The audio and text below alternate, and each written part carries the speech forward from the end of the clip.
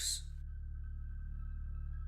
I know a lot of you listening right now just might be doing so from the cab of your big rig while plowing through the long and lonely roads that keep us all connected here all over the U.S. I myself have spent a good amount of time out there on that highway, and I know just how rough and isolated it could sometimes be. So I thought I'd dedicate this compilation of listener-submitted stories to share with you. So here you go.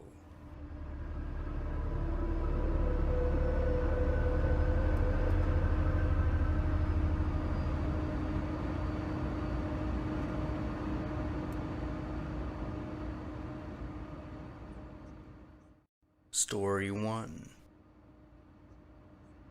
In the summer of 2018, I was making my way through the Midwest and was about an hour out from Elko, Nevada, just off I-80. I was low on gas and had missed my opportunity to fill up back in West Wendover. It was already nightfall, and the desert darkness had settled upon the area, but the moon was bright enough to illuminate the surrounding landscape, and I could see just about every rock and building in sight. My fuel was at a quarter tank, and I needed to check my tire pressure. So I decided to pull into the small town of Wells to do both. On the way to the service station, I remember passing the old Lone Star Motel, which now sat abandoned. But decades earlier, she was still in operation, and even used for a movie called Joyride in the early 2000s. I specifically remember chuckling to myself as I drove by the old relic. Well, I filled her up at the local Kanako station and continued west toward Wendover.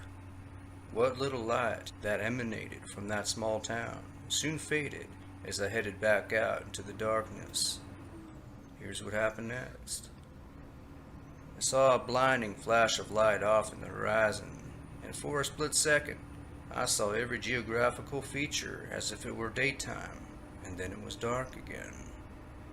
I slowed my roll to adjust my eyes, and figured either lightning had flashed or a distant transformer had blown somewhere. But there was no storm forecasted for the area on that night. Maybe it was the transformer after all. But then I gazed down to my neon green instrument panel, and was surprised to see my gas gauge reading at a quarter tank still, even though I had just filled it up. It wasn't uncommon for a misreading immediately after the refuel, but it usually corrected itself within minutes after takeoff. Not this time though. It remained at that level. I then noticed a small cluster of lights up ahead of me a few miles off on the horizon. I was approaching another town, but didn't expect to see one so soon out here. So there I decided I would pull over at another service station and check for a gas leak. Up ahead to the right of the highway, my headlights bounced off a large green sign. It was the town's name, Wells, the very town I had left minutes before. To confirm this, I paid attention to the buildings all around me, but as I slowly approached the Lone Star Motel again, a real strange feeling came over me.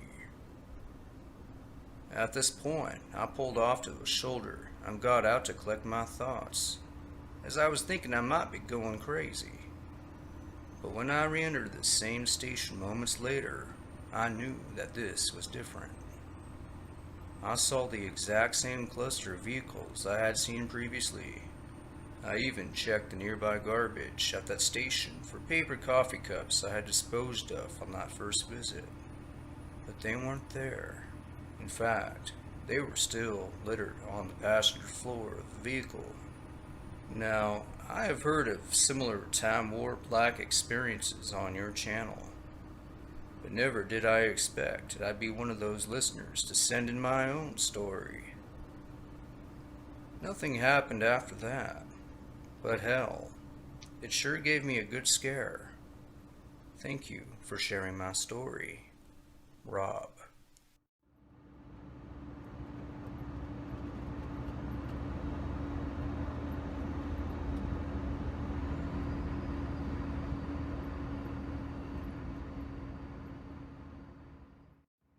Story 2.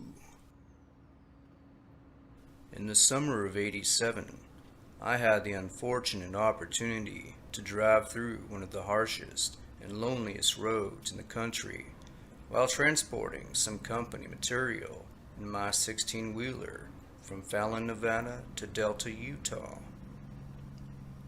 I had a solid 400-mile haul in front of me through the old and dusty roads of US Route 50, a transcontinental highway stretching all the way from California to Maryland. The Nevada portion of it is an often cruel and unforgiving slipper slide with little to no signs of civilization. Breaking down in this hellish country can be a death sentence if you're unprepared or just down on your luck.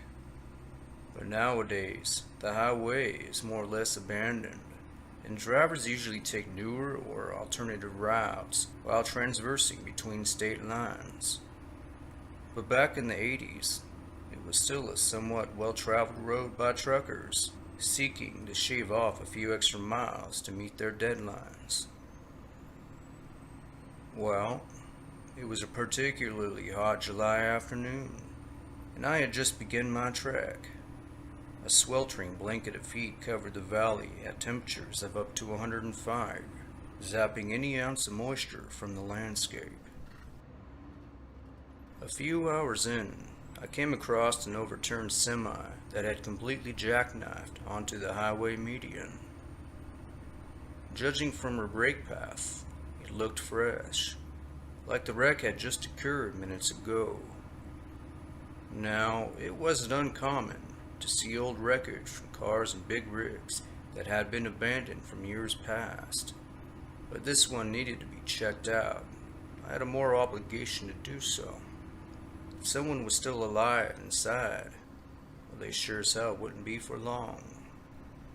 I downshifted and pulled off to the side of the road, right behind it, creating a wide berth between my truck and theirs. I did this to prevent any chance of popping my own tires on any sharp debris and wreckage. To get the attention of anyone who might still be inside, I laid on my horn. But nobody emerged, even after about a minute of this. With my rig still in idle, I put her in park and leapt down onto the rocky hot terrain. I would have to make this quick, as the heat was bearing down and nearly dried the breath from my lungs. I was surprised to see that no one else had cleared the hazard, given half of the road was completely obstructed by the twisted mess. I must have been the first one to come across it. As I drew closer to the trailer, I could see the driver's side door was slightly ajar. The cab was still upright, but her cargo was on her side and badly damaged, sacks of grain spilling out the back of it. Inside, the cab was empty. The CB radio was left dangling from its housing unit. I remember asking myself what would cause a driver to abandon everything. Even more surprising, she fired right up when I tried, without any issues. So where was the driver? I shut her down and exited the cab. I wiped the sweat from my forehead and scanned my surroundings, peering off into the quiet vastness of the desert flatland, littered with jagged rock and mirage-filled lakes. And then I began heading back to my own rig. As I did so, I was startled to hear the roaring of an engine come to life behind me. It was that abandoned truck, and even from where I stood, I could see nobody behind that wheel. I called out, expecting to see an injured person emerge from the rig, but nothing. The truck just stood there in idle, and I began to get an uneasy feeling about it. But without warning, the hiss from the e-brake sounded, and then shifted into drive, as she slowly crunched her way forward toward the desert. I couldn't believe what I was seeing. The truck was driving itself. The trailer had broken from its joint as she continued rolling forward, and eventually picked up speed to around 10 to 15 miles per hour. The truck wobbled back and forth and squeaked, indiscriminately running over rocks and hitting small brush. And it just kept going, with the door still open, swinging back and forth as it did so. A few minutes later, the truck came to rest at a cluster of rock, completely incapacitated by the reckless maneuver. She was way out there now, and there was no way I was leaving my truck to attempt a rescue. But I did jump on my CB radio to report a 1050 vehicular accident, but was unable to connect to anyone in that region. I would have to leave the scene in order to call for help, and so I did. About 30 miles east, I was able to contact another trucker, who then contacted the local CHP, and they took it from there, and I continued on my way. Once I arrived in Utah, I attempted to contact the same officials to follow up, but it was a needle in the haystack out there, and all I know is something really strange happened. Trucks don't drive by themselves, and if they did, well, I guess I'm just the last to hear about it. Thanks for sharing my story. Rogers.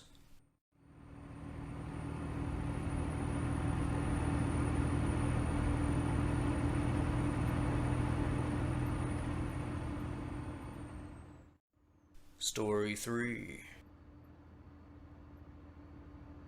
I was driving home one night a few years ago, and I had not seen my family for about 2 weeks. Filled with excitement, I decided to take a shortcut through the back roads of Nebraska and into a desolated area I wasn't too familiar with, but I knew it would save me some travel time. It was about 3:30 a.m., and I had been on that particular road for about an hour. I remember driving through a corridor of dead and twisted trees. As usual, my radio was on, and out of nowhere, this horrible static began crackling through the speakers. A chill came over me, and then I saw it. Off to the side of the road was a man hanging from one of those trees, his body swinging from side to side. I stepped on the brake as fast and carefully as I could in that large truck, and studied the figure in my rearview mirror. I put her into park and hit the hazards before grabbing my coat, my gun, and my flashlight. I also grabbed my phone and began to dial 911, but emergency services were unreachable due to poor signal. I made my way through the shrubs, and when I reached the tree, I saw no one. I moved the flashlight around, thinking maybe the man had fallen down or had gotten free. I ran back to my truck and locked the doors, completely stunned by what I had just seen. As I fired up the engine and rolled forward, I peered into the rearview mirror again, and there he was, hanging like I'd seen him before. I had seen a ghost. I actually saw one. After that, let's just say I don't take shortcuts anymore late at night on that road.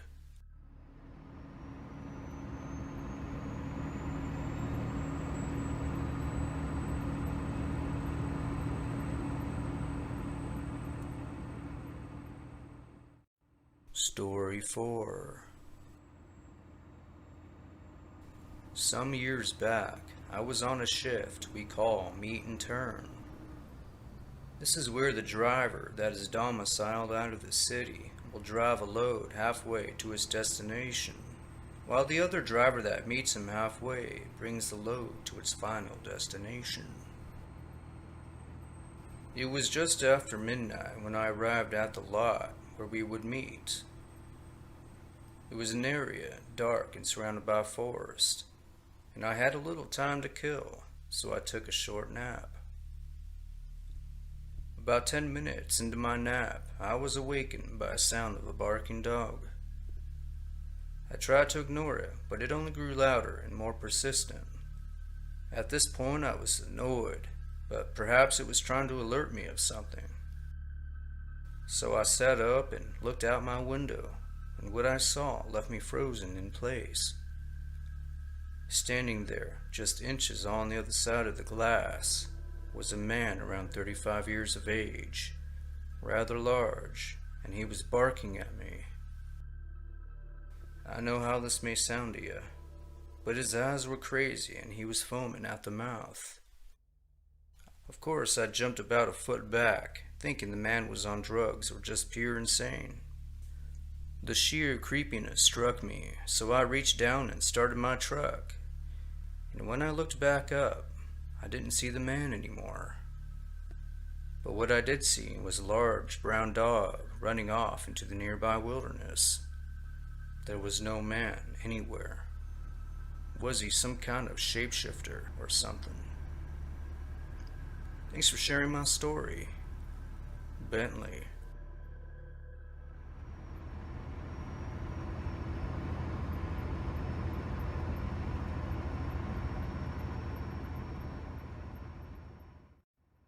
Story 5.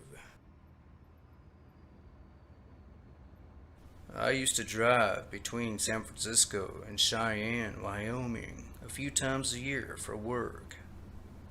It's about a 16 to 20 hour drive depending on the weather. Well, my second time driving that route, my truck began making this odd grinding noise, like I had just ran over something that had gotten stuck underneath. This was around 2 a.m., and I pulled up to a shady rest stop and woke my traveling buddy, who was asleep next to me. As we both exited the truck, I began to explain the noise to him when we were interrupted by what sounded like a child crying. There wasn't a car in sight, as the rest stop was completely lifeless that time of night. Now, we had heard stories of child trafficking and kidnappings in that region, so we decided to check it out. We grabbed our flashlights and made our way over to the pair of bathrooms where the noise was coming from. As we drew near, we realized it was coming from the woman's side. It was a low, dull sobbing, and we prepared for the worst. We walked in, expecting to see a beaten or abused woman, but every one of those stalls were empty.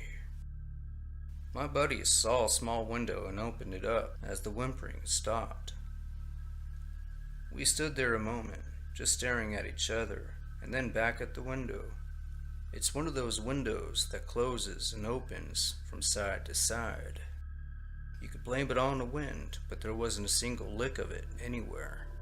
We were out of that bathroom in seconds, and as we headed back to the truck, the crying continued again. We had nearly forgotten about the grinding noise until we re-entered the highway, so we pulled on to the next shoulder we could find. As we examined the tires, we saw a red and silver scrap of metal that had gotten stuck underneath, and it would take a mechanic to remove it without puncturing the tires. But luckily, we were still able to get to where we needed to go. Shortly after, another buddy of mine, who's a mechanic, took a look at the problem. He told me that it was a piece of scrap metal from a child's bicycle. I don't know if this is somehow related to my experience back at that rest stop, but it was one of those experiences I will never forget. Thank you for sharing my story, Jonathan.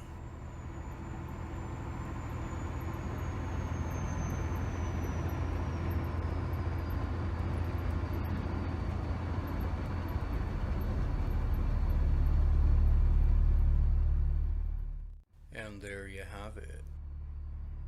Next time you see a fellow trucker out there on that road, be sure to tip your hat to them for all they have to endure to keep us connected all over the country. Thank you for listening, and you'll hear from us soon. Good night.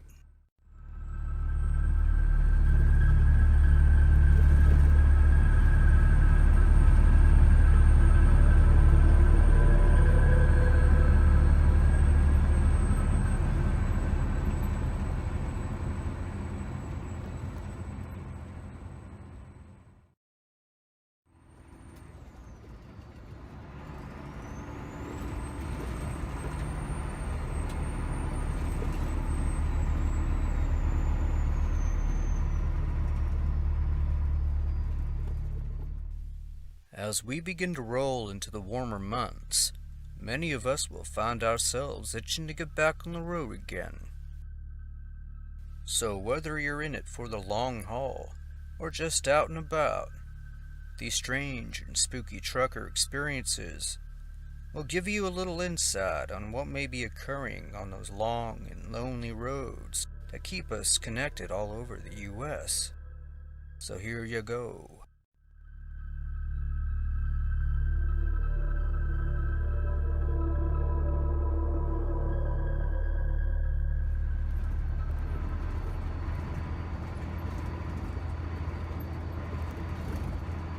Story 1. Late one night in April, I had just filled up at a Sinclair near Park City in Utah and was carrying a load of timber to Reno, Nevada. I was looking at a solid 7.5 hour haul ahead of me, or around 550 miles. And let me tell you, the road between these two cities is both long and lonely if you're following the 80. Well, about 4 hours in, near the small town of Carlin in Nevada, I pulled into a 24-hour travel center to drain the tank, so to speak, check my tire pressure, and grab a hot cup of bitter gas station brew. There were only a few other folks at the travel center, otherwise all was calm and quiet. But on my way out of the store, I heard a voice of a woman saying hello to me to my right. I turned to see a young and attractive 20-something-year-old woman holding a duffel bag in both arms. She was a bit dirty and disheveled, but otherwise seemed to be somewhat level-headed. She explained to me that her ex-boyfriend dropped her off and abandoned her at the center after an argument they had. She asked if I might be willing to drop her off at the next town down the road, at around Battle Mountain. At the time, I had been a lone ranger for a long while, and was most certainly open to the idea of a little female companionship, so I accepted. I bought her a hot cup of joe, and we'd gotten to talking a little bit more before she jumped in and we headed west.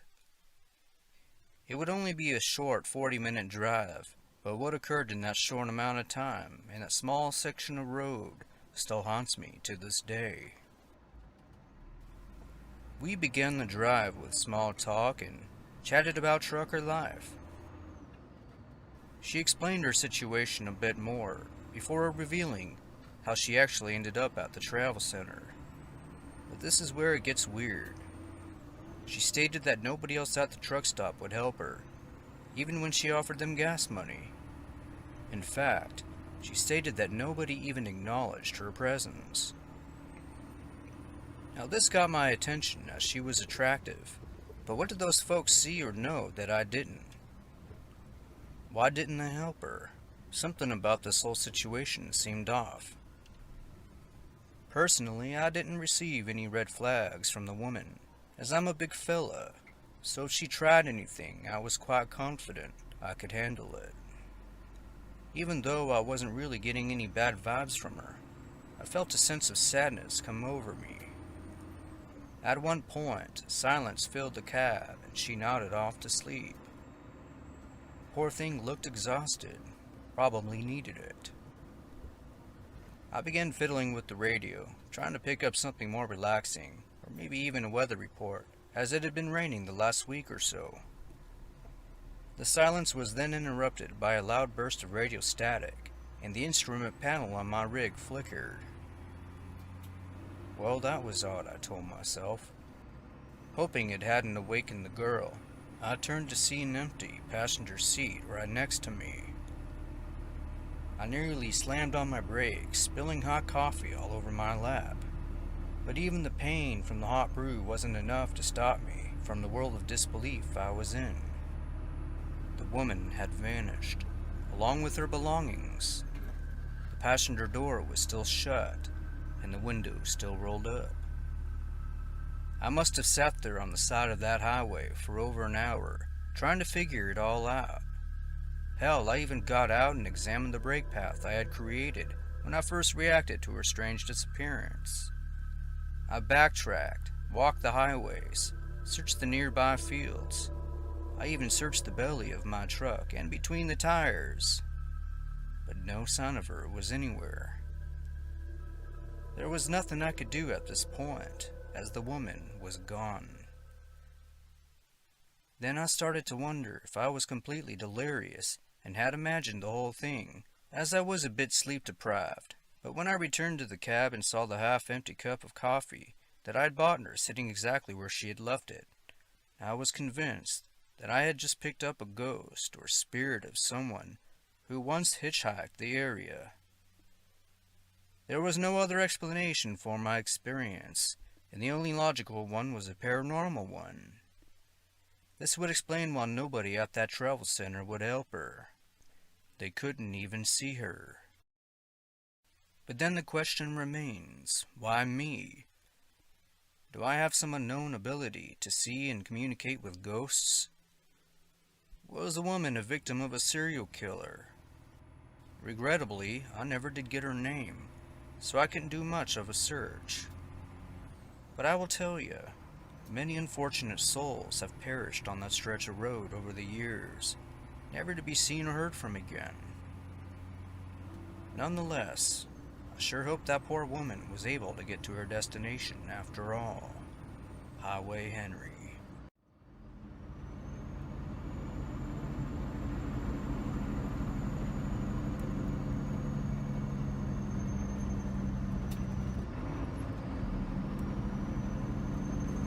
Story 2. I was one of those folks who got to experience firsthand what it's like to be trapped in the middle of a powerful snowstorm in the state of Colorado. So back in the winter of 2006, that's exactly what happened.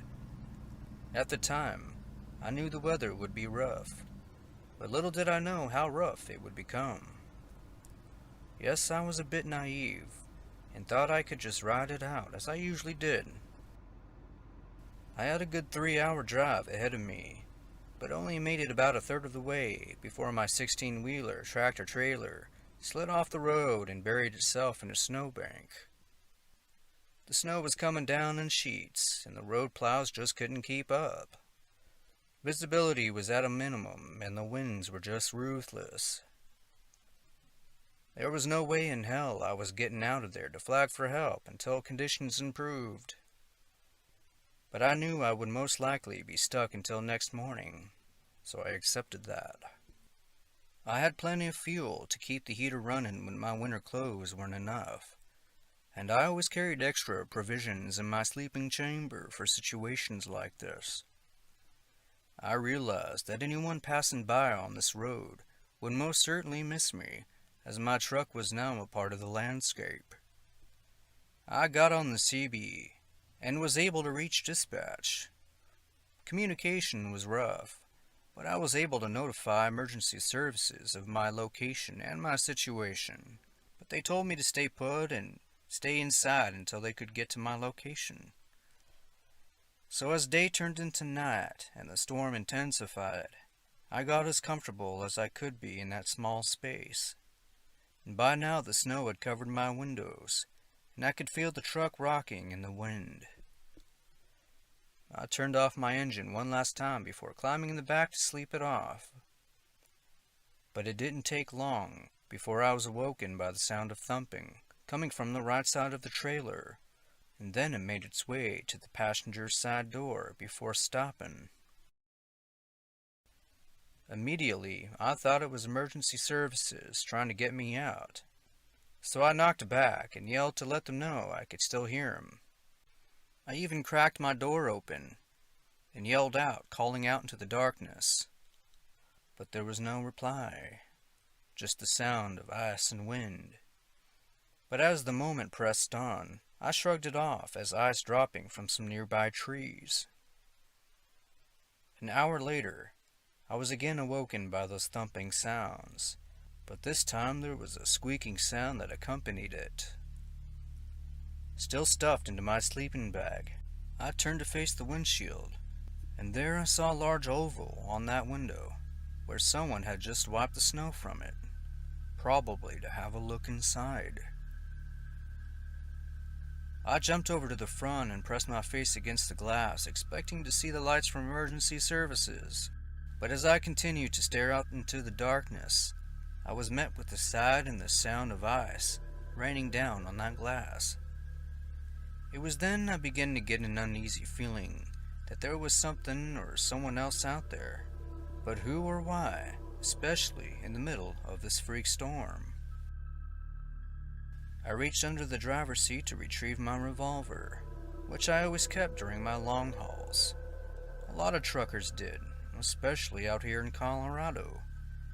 My truck was in a wilderness area, and I've seen my fair share of bear and cougar, so I assumed it might have been something of that nature.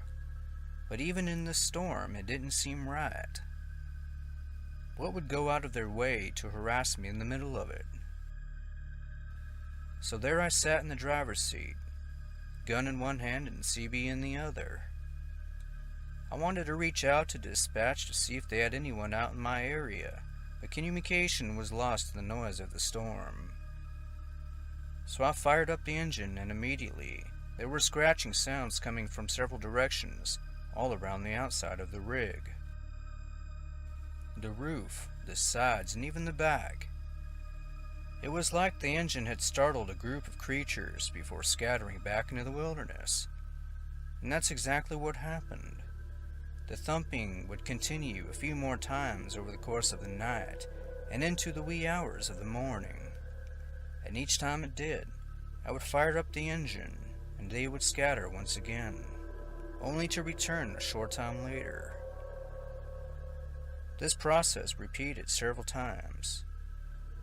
Whatever they were, I could feel their combined weight jolting the truck as they maneuvered around. I didn't get a lick of sleep for the rest of that night, as you might imagine. Eventually the morning came, and with it the storm had dissipated and moved on, giving way to a beaming blue sky. There was 2 feet of snow covering my truck, and it wasn't long before emergency services located my position and pulled me back out onto the road. Once I was cleared, I did a thorough search for damage. Everything was fine, but somehow there were scratches all over my rig. There were what appeared to be large and skinny claw markings that covered the exterior, all the way from the front to the back, top to bottom. Some of these marks left half-inch gashes, which really gave me the gooses. What could have done this? A bear or mountain lion could have, but why? I would later research those claw marks. Nothing I could find ever popped up. These were unique, and even the wildlife experts agreed. Whatever was responsible left no prints either, as the storm would eventually cover them. But to this day, that experience gets me, and I will never forget the storm of 2006. Sincerely, Buck Waters.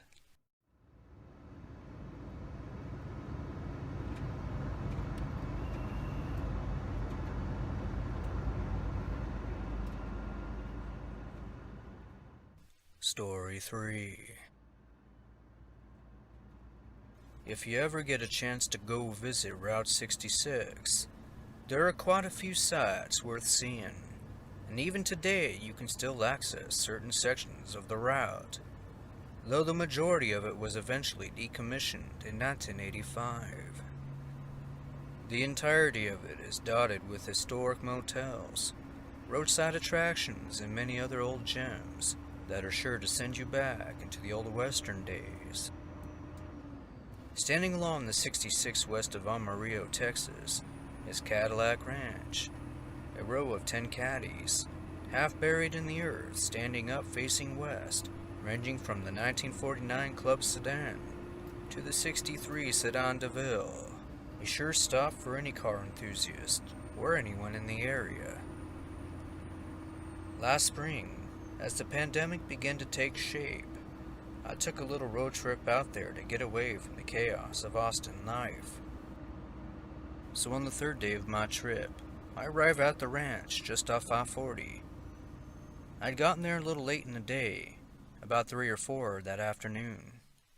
There were a couple of other folks walking back from the side, which is around a quarter-mile from the main road.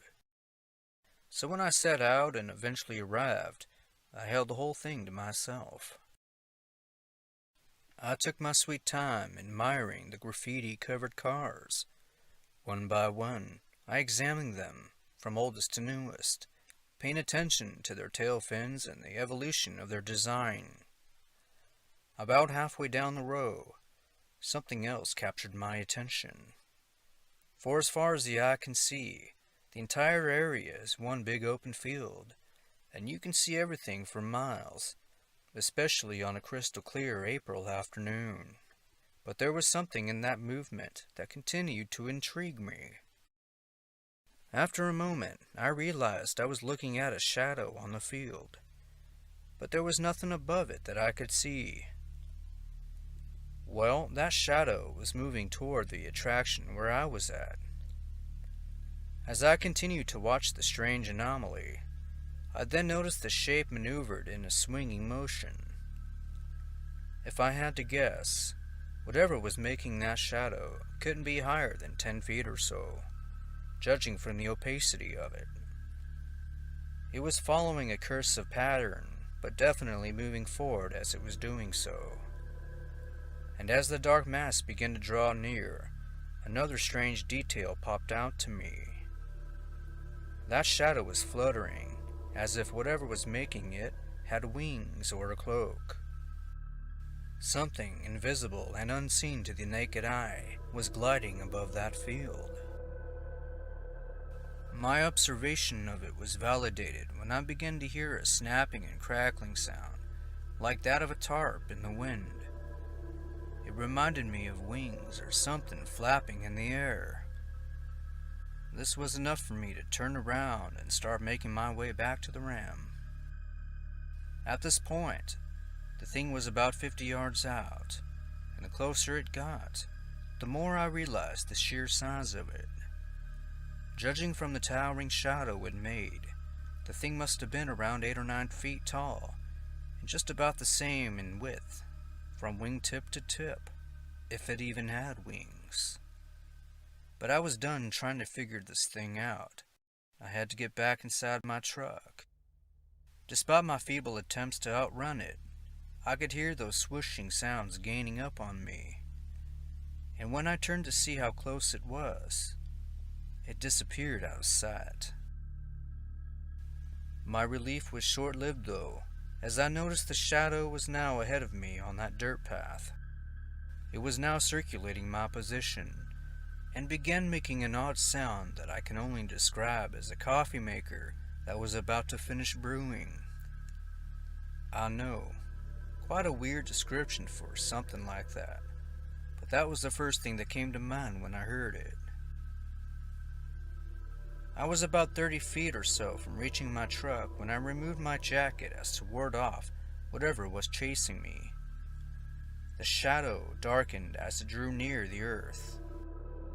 Each time I swung my coat around like a lunatic, as if to try to scare it away, and each time I did, that shadow would lift slightly, then dive back down again.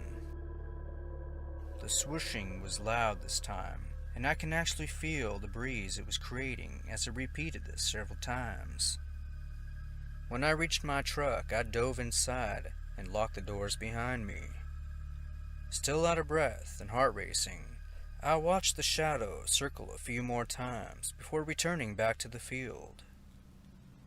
It took me the remainder of that day to try and process what I experienced, and even then I still hadn't had the slightest clue of what I saw. This creature somehow had the innate ability to blend in with its surroundings. It was completely invisible to the naked eye, and if I hadn't seen its shadow, it would have most certainly snuck up on me. So what in the hell did I see? Mothman? An alien? Some undiscovered flying beast? Unfortunately, I'm left with a jar full of questions, but I suppose I should count my blessings, as I made it out in one piece, and lived to share my experience. Oh, and one more thing. While driving back home, I could swear I heard those eerie coffee sounds just outside my truck window on several occasions. So next time you find yourselves visiting Cadillac Ranch, keep a watchful eye on your surroundings, and I don't recommend going solo. Thank you, Frank.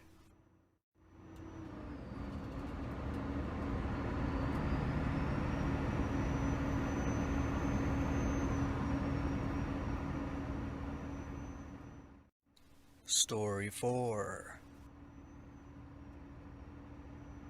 A couple of seasons ago, I was making a delivery just outside of Mount Baker on State Route 542 in Washington State.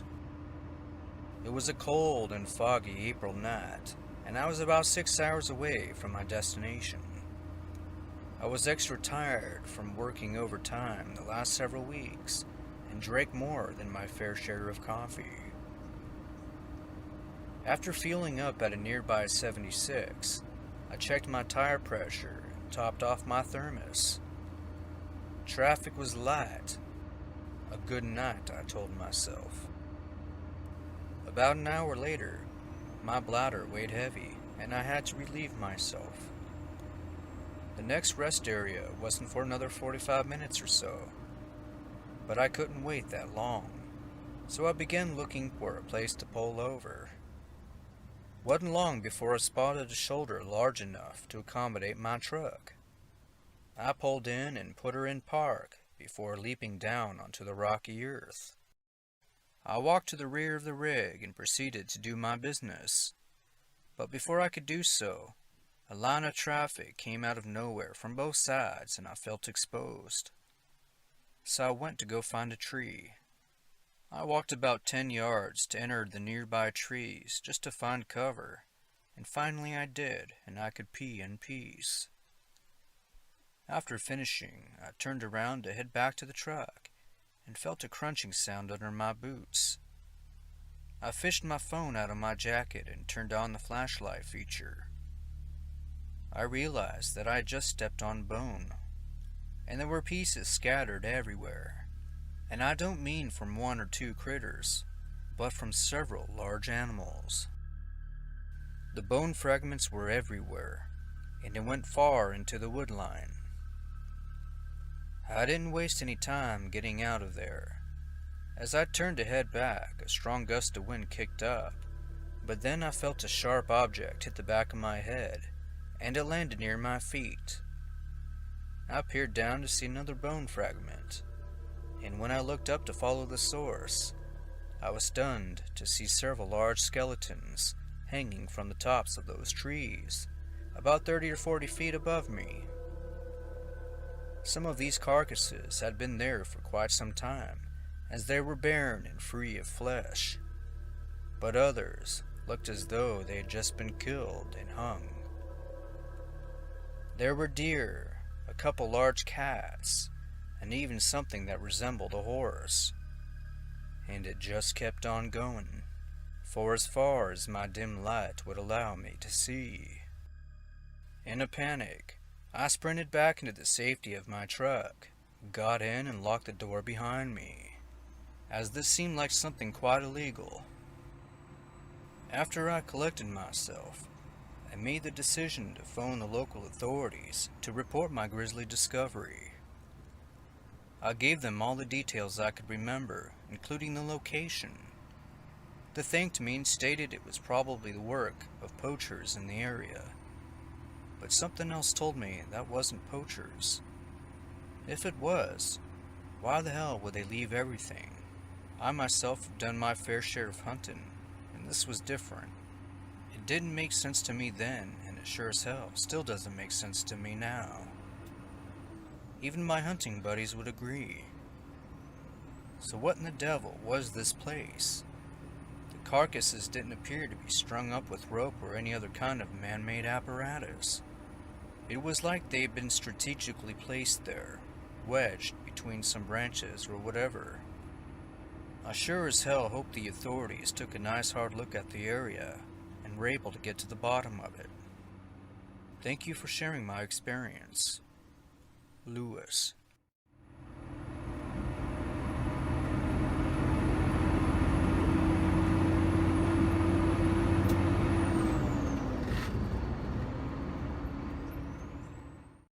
Story 5. While it's true that Wyoming has a lot of beauty to offer, it also has some flat-out boring drives, pun intended. The roads are long and straight, the landscape is desolate and barren, and it's often a couple hundred miles between rest stops. Last summer, I was trucking east on a long stretch of I-80 from Rawlings to Rock Springs. I made the drive a couple of times a month for work, and was quite familiar with the area. Occasionally, I would stop at a shoulder between rest stops that offers a nice view of Elk Mountain and the red rocks of Sweetwater County. So on this particular hot June afternoon, that's just what I did. I emptied my bladder, checked my tire pressure, and spent a moment organizing the front of my cab. After that, I fired up a smoke and examined the horizons, admiring the beauty. The rolling hills sat still on the golden landscape under the vibrant blue skies of the Wyoming vastness. The occasional truck or vehicle whined on by before disappearing into the sea of the desert, leaving the region silent again. A gentle breeze kicked up from the north, providing a short but sweet sigh of relief. These are the moments that I enjoyed most about my job. As I stood there lost in my thoughts, my attention was suddenly adverted off into the distance in front of me. About 100 yards out, beyond both lanes of the 80, there was a dust cloud that had formed, rising, as if someone was hauling ass out in the middle of that desert.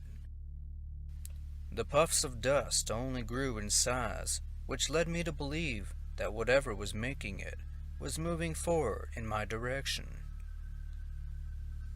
As I continued to study this peculiar sight, I realized that it wasn't a vehicle I was looking at, but some kind of animal that was galloping on the horizon. But the problem was, I couldn't figure out what kind of animal it was. At this point, it had closed in and was about 50 yards out or so, and that's when I grew a little concerned.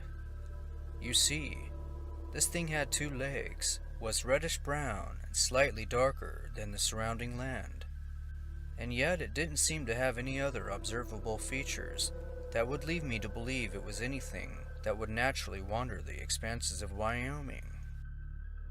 This was different, unfamiliar, and the speed alone was impressive. But the problem remained, that it was coming in my direction, sprinting like an Olympic runner, hungry with determination, and even in the sun was still difficult to break down visually, and had I not noticed the rolling dust behind it, it's quite possible I would have missed it altogether.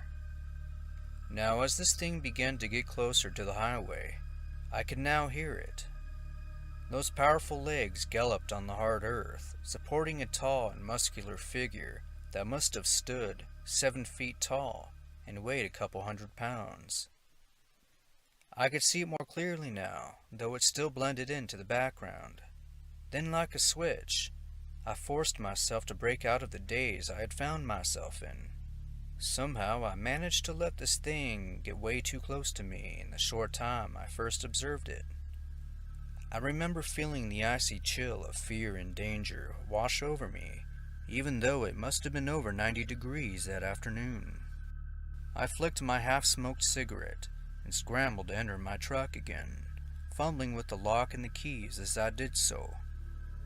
Through my driver's side window, I shot a glance back at the spot I had last seen the figure, and it just stood at the edge of the highway, unwilling to advance, as if it were forbidden to do so. I was both relieved and intrigued as to why it wouldn't cross, but that didn't stop me from firing up the engine and getting the hell out of there. As I rolled forward and returned to the highway, I gunned it until the creature was no more than a small point in the rear-view mirror. My drive back was short, but my thoughts were long as I struggled to process what I had seen. It wasn't man nor animal. but almost like a blending of the two in a weird way. But I couldn't shake the fact that it was coming for me, or at least it seemed like it. It must have seen me from miles away before deciding I would make a good target. But why me? I'm just a random truck driver that decided to pull over for a bit. What would have happened had this thing actually reached me? I try not to think about it. I suppose I'm lucky though, as this could have happened at night instead. Was this some kind of cryptid we occasionally hear about from others' experiences that live in the area? I guess you can say now I'm a part-time trucker and part-time investigator. And maybe next time it happens, I'll be equipped with a camera and a firearm. That's for damn sure. Thank you, Rusty. Sanjay.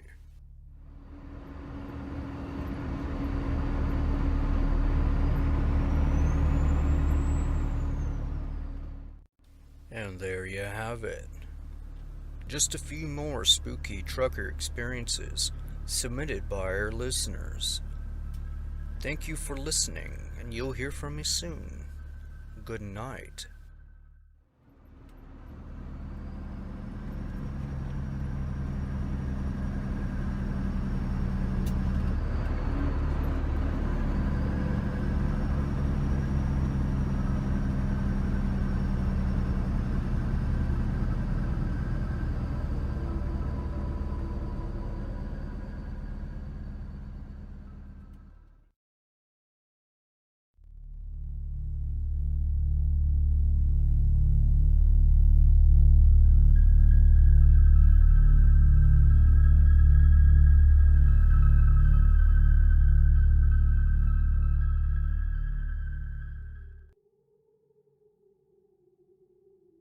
Being a truck driver can often be a lonely job when you're out there on the open road where anything is possible. Well, for the folks featured in the following stories, that's just what they experienced. Loneliness, uncertainty, and some high strangeness. Here's a few more isolated trucker experiences that'll make you rethink everything you may think you know about the highways that keep us connected all over the US. So here you go.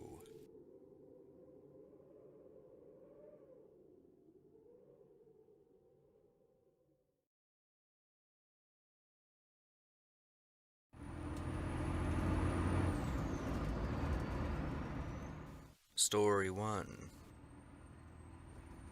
My experience is more strange than it is scary, but I suppose that just depends on how you look at it. Well, late one night, while driving my company's bright red, brand new Peterbilt across Highway 30 in Iowa, I saw something that made me see the world in a much different way. I must have been somewhere between Des Moines and Omaha, near the small town of Jefferson. There was a fresh layer of snow that accumulated on the road, reminding all drivers to take it slow and easy. Traffic was light that night, and a major storm was forecasted for the following several days. I was headed east on my way to Lyons, Illinois, not far from Chicago, to deliver a load of company material, with a solid 5.5-hour drive ahead of me. Well, I'm one of those weird truckers who likes to decorate my truck while out on the road, especially during the holidays. Well, a few days previous, I had mounted a set of fake antlers on the roof of my rig and attempted to create a nose just above the grill with some red Christmas lights.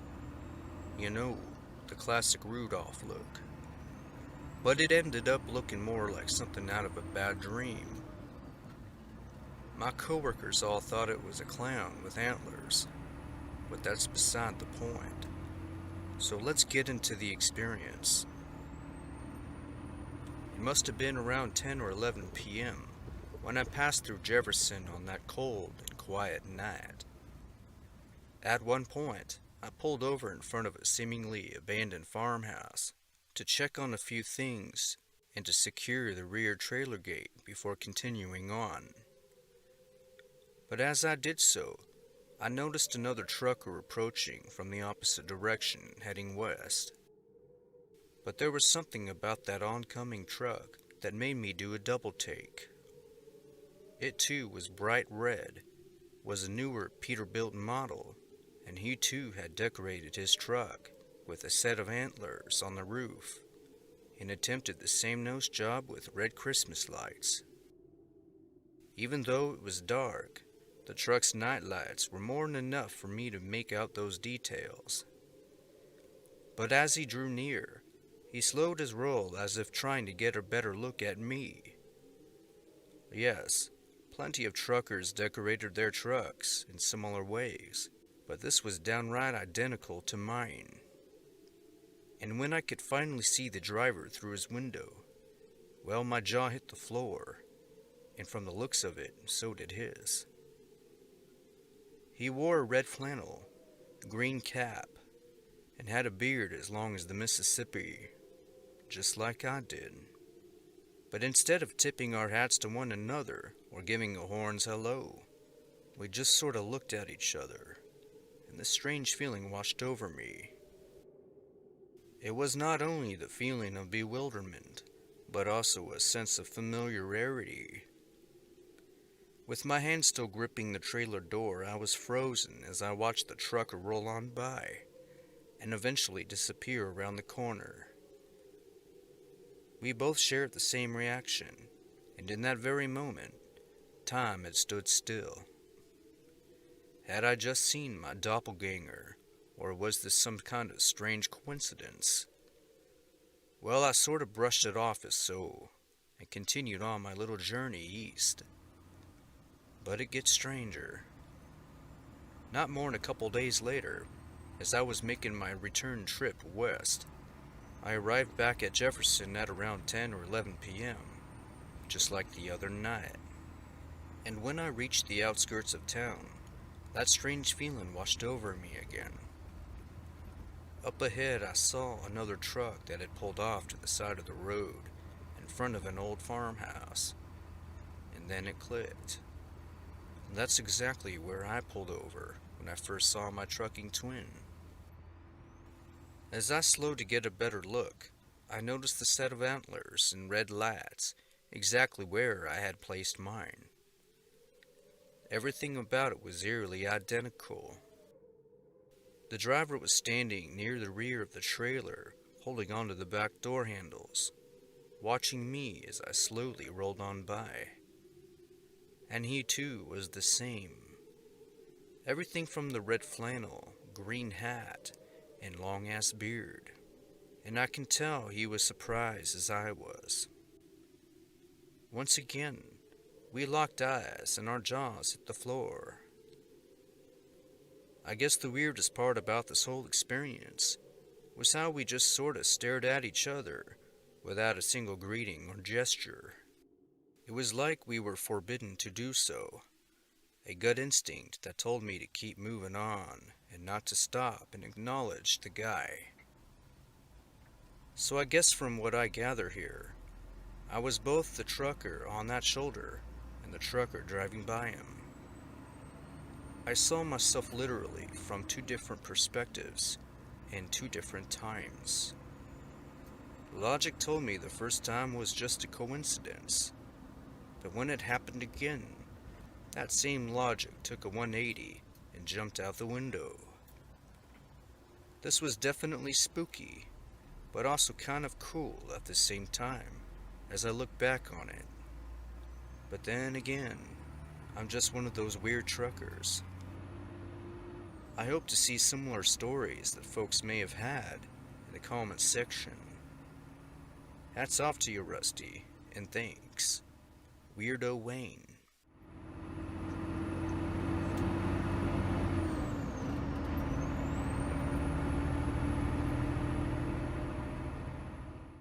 Story 2.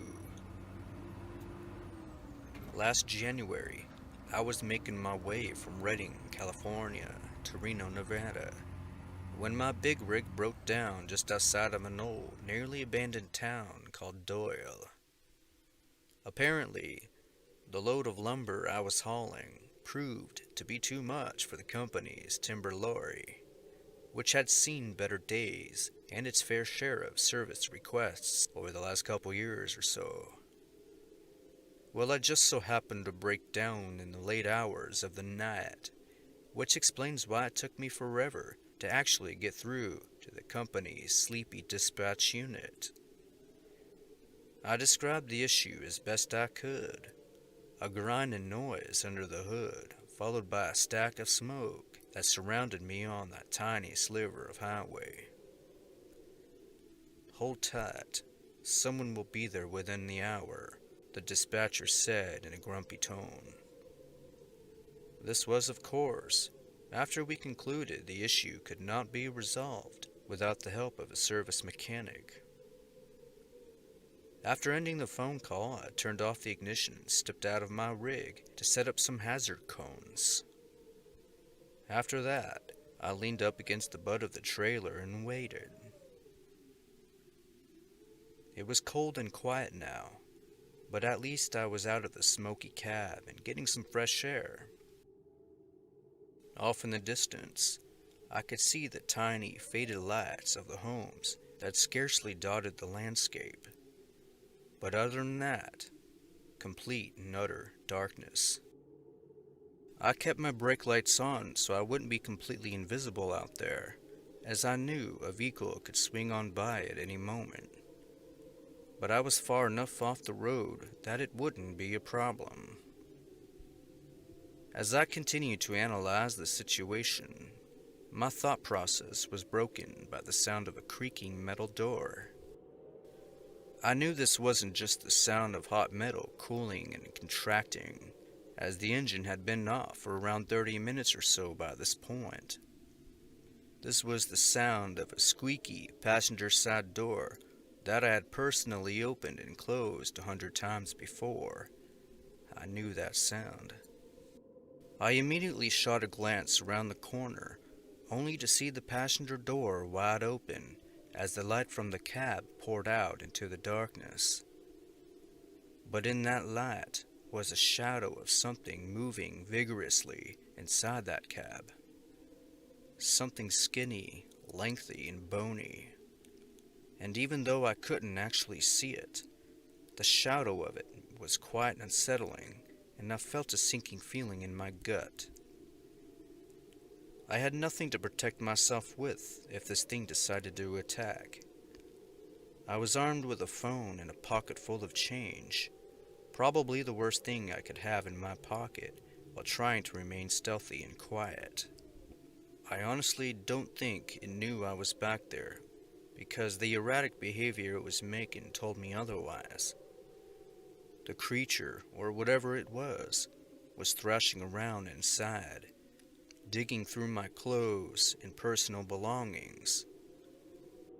I decided to take this opportunity to get off the ground and elevate myself, as I knew I just might have to if this thing decided to come looking for me. And that is exactly what it would do just seconds after I carefully and quietly scaled the top of those logs in the back of my trailer. At this point, I had positioned myself flat on my back to remain as hidden as possible. I could hear it now, huffing and puffing, as if it were trying to follow my scent. I wanted so badly to turn and see what this thing was. But if it had the ability to open my passenger door and jump inside, it was probably something I wouldn't want to mess with. I knew it wasn't a person, and I also knew it wasn't a wild animal or anything else I could think of. That eerie shadow had already confirmed that. At this point, I had already given up on what I thought it could be and just focused on remaining quiet. That was until some of the loose change in my pocket fell out and into the spaces between the logs. It was the sound of me giving away my position, and I knew it garnered this thing's attention. I heard it snort and let out a deep, low growl, which made its way closer to my side of the truck. In a split-second decision, I grabbed what loose change remained in my pocket and flung it over my head onto the highway, relieved by the sound of metal landing on asphalt. After an agonizing moment of silence, I could hear it moving away and out toward the road, sniffing and snorting as it did so. As the creature examined the coins, I heard the distant sound of another truck approaching from the west. I slowly turned my head to face the direction of where I thought the creature might have been, and that's when I caught a glimpse of it as the oncoming truck's headlights illuminated a strange-looking figure on all fours that didn't appear much different than the shadow I had seen earlier. That only confirmed that what I had witnessed out there on that cold January night was something straight out of a nightmare. Well, the truck approached, but this thing was long gone by the time it rolled on by, and it took everything in me from leaving my position to try and flag down for help, as I was uncertain how much longer the service mechanic would take. When he finally arrived about 15 minutes later, I cautiously climbed down the logs and scanned my surroundings in the event the creature was still nearby. But as far as I knew, it appeared to be gone. I grappled with the decision to share my frightening encounter with the mechanic, but there's no way in hell he or anyone else would believe it. So I told him I had seen a mountain lion nearby, and that we needed to be aware and hurry up to fix the damn problem. The man agreed, and it only took him a minute for him to find the issue. A blown head gasket and a major oil leak, something that would require hours of work. But the good news was, the company decided to set me up in a hotel room at the River Inn in Susanville while the mechanics dealt with the issue. As I went to retrieve my belongings, I could now see the full scope of mayhem this thing created during its wild attempt to find me, and it stank in there, not just from the smoke of the engine, but like really bad breath. I grabbed what little clean clothes I could find and left with the mechanic in his truck. I was never so relieved to leave that area as I was that night. The repairs were done the following morning, and I was allowed to continue my haul, but not before cleaning the hell out of my cab and sterilizing it. When I made my delivery in Reno that afternoon, I requested a new truck and a new assignment. Since then, no more isolated hauls between Reno and Redding, and I was cool with that. Well, that's my experience. Thanks for sharing my story. C.J. Wallace.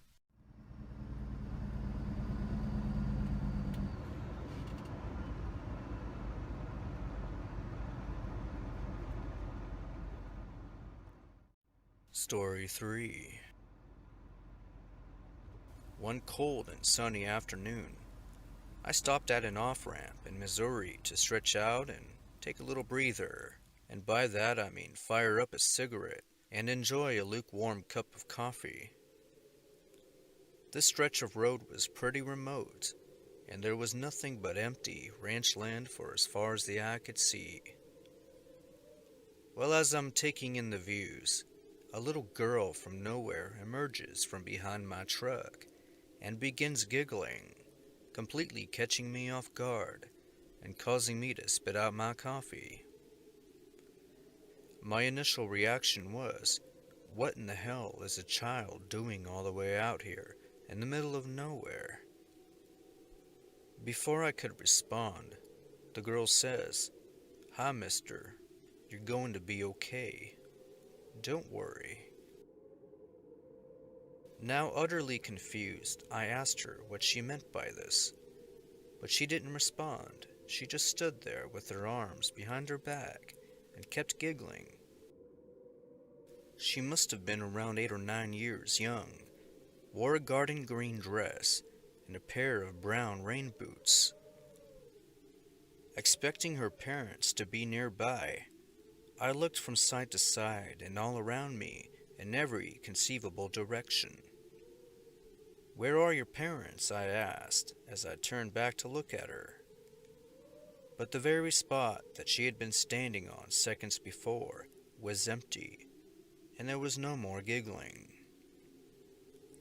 I hurried over to my truck, looked under and all around it, and even inside.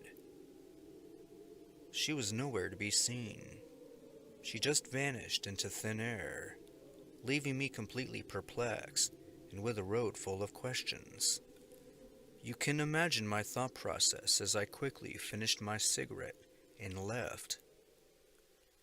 For a long while, that little girl's statement replayed itself in my thoughts. "You're going to be okay, don't worry." Later on down the road, I realized I forgot to gas up at my last stop when the warning light on my fuel gauge came on. So I scrambled to look at my GPS for the nearest service station. It was about 32 miles away. I knew quite well that I wouldn't make it that far before running out of gas, but I had to try. Well, to my amazement, I actually did it. As I rolled up to the truck stop, my rig began to sputter and the engine began to die. I ran out of fuel right as I got to the pump. What were the odds of this? By now, the cold night temperatures had moved in, but even so, I felt a warmth, reminding me of what that little girl had told me at my previous stop. I can't explain how she appeared out of nowhere, only to disappear just as quickly. Was she some kind of spirit or guardian angel? Well, I'm not sure about that, but the whole thing brings a smile to my face when I think about it to this day. Gearhead Gary.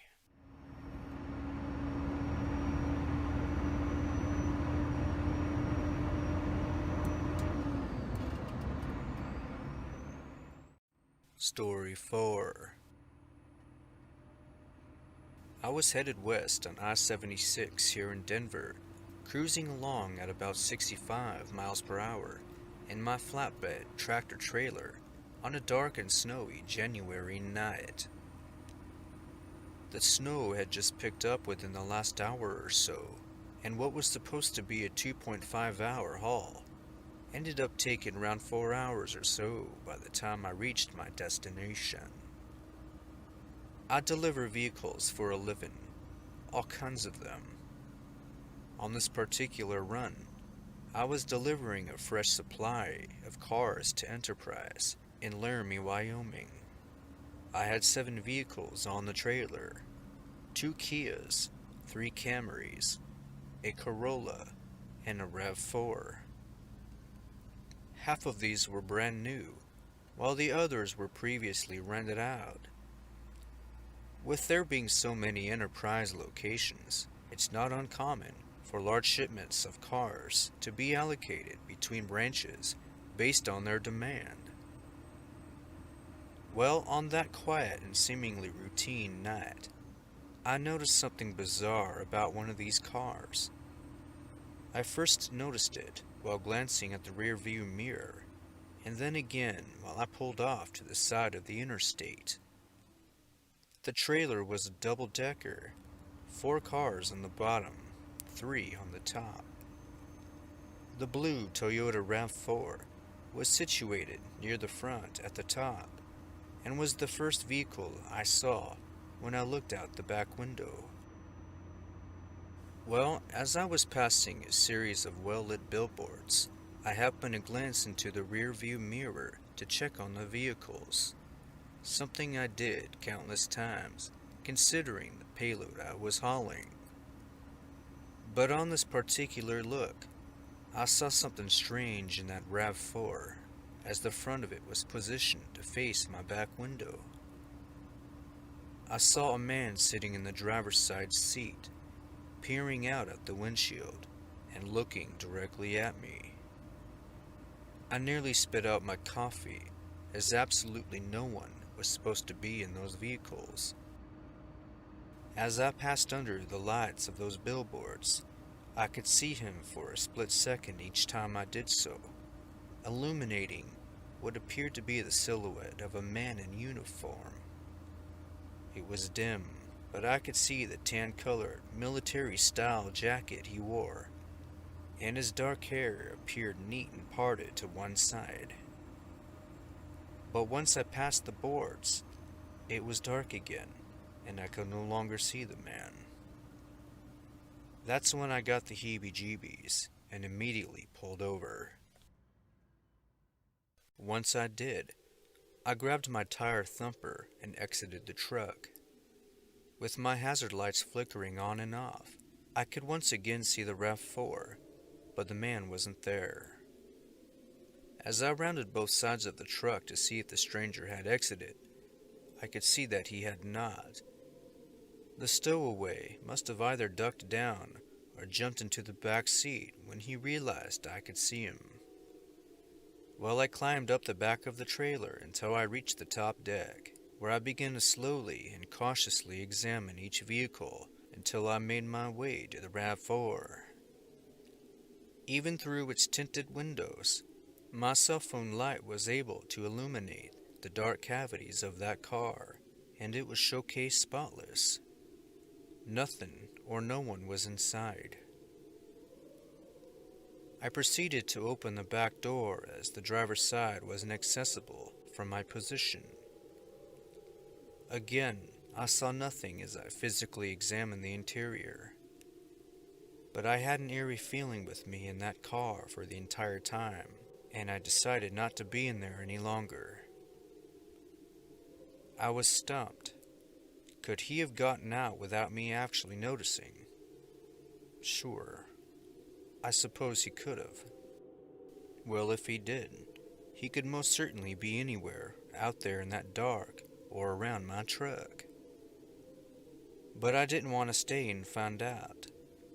So I rushed back into the warmth and safety of my cab, locked the doors, buckled up and re-entered the highway, with my eyes staying glued to the mirrors. It would be another 10 minutes until I reached a well-lit area that gave me a clear look into that RAV4, and that's when I saw him again, sitting frozen in that driver's side seat, staring directly in my direction. The first time I could explain it as a stowaway, but the second time is what really got me, as I knew I had examined that vehicle several times, locked it up, and kept a watchful eye as well after I left the area. But there he was, sitting exactly where I had seen him before, uniform and all, looking lifeless as a porcelain doll. I felt my sweaty palms stick to the steering wheel as a wave of fear and disbelief came over me. Well, that's when I got on my phone and Googled the nearest police station and decided to pull in so they could have a look at it as well, and I could finally get the son of a gun out of there. Not long after, I pulled into a CHP office near Longmont and phoned in my situation. 2 officers met me out front as I pulled up, and the 3 of us conducted a thorough search of not only the RAV4, but all 7 vehicles. So if the 2 armed officers weren't enough to persuade the stranger to reveal himself, then I don't know what would. The 3 of us searched another 20 minutes or so, but there was no sign anyone was in those vehicles, or on the trailer for that matter. Besides, it was below freezing out there, and the fresh layer of snow that surrounded the truck was also left undisturbed. I felt a little relief knowing the officers confirmed that nobody was inside, but at the same time, I felt unnerved, not knowing where the man could have went in between stop A and stop B, with the 3 of us searching every conceivable area. I felt a chill come over me in that cab as I pulled away from the CHP station, and I realized I may have had my first genuine paranormal experience. That was the only way I could explain it, and I think the officers had the same feeling, though they didn't admit it. Did I see a ghost? I'd like to know the history of that RAV4, as it had around 25,000 miles on it, which told me it had been previously rented out. I never did see the stranger again, despite obsessively watching those mirrors all the way to Laramie. But I did contact the Enterprise office that I picked it up from to inquire about the history of the RAV4, but they weren't able to reveal much of anything, as these cars get shuffled around all the time. Was this car involved in an accident? Well, if it was, they didn't tell me. This was and is still one of the spookiest mysteries of my life, and I can't help but wonder if someone in the military lost their life in that vehicle, or was there a more logical, simpler explanation for the strange encounter? I guess I'll never really know, but maybe that's a good thing. Sincerely, Lyle Johnson.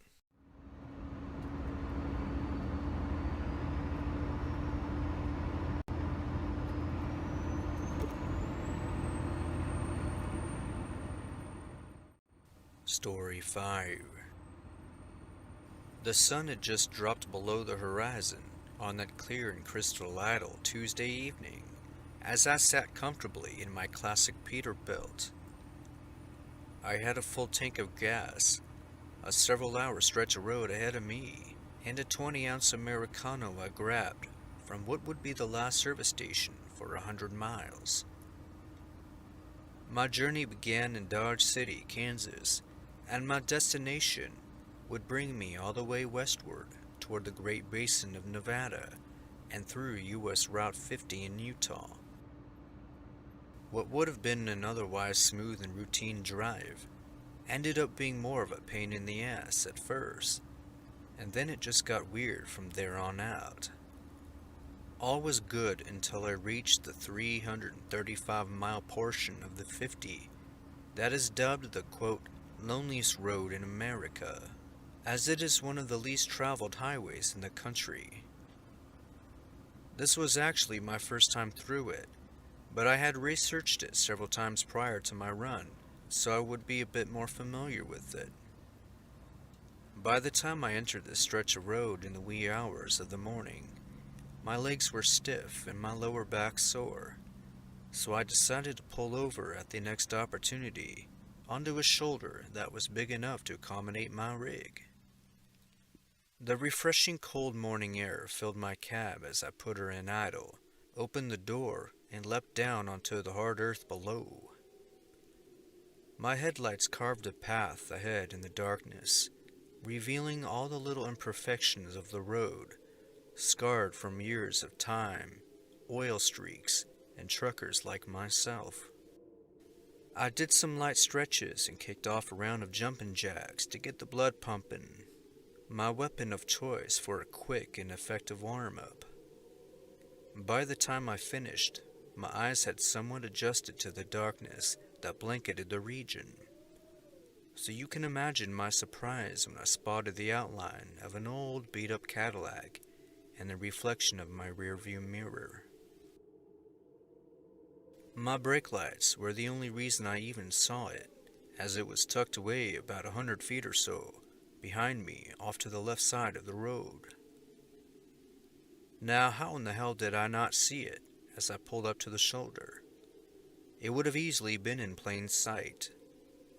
But then I realized I probably wouldn't have seen it if it were trailing behind me with its headlights turned off.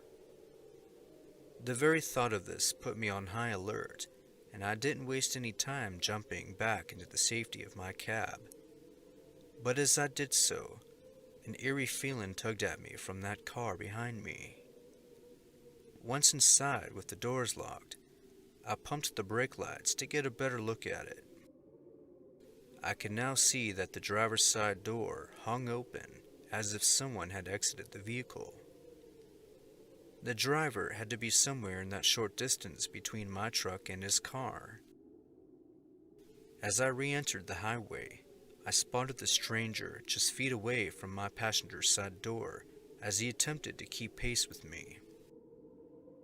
My foot grew heavy on the gas as he quickly approached, carrying what appeared to be the outline of a homemade weapon, like rebar or something meticulously repurposed into the shape of a spear.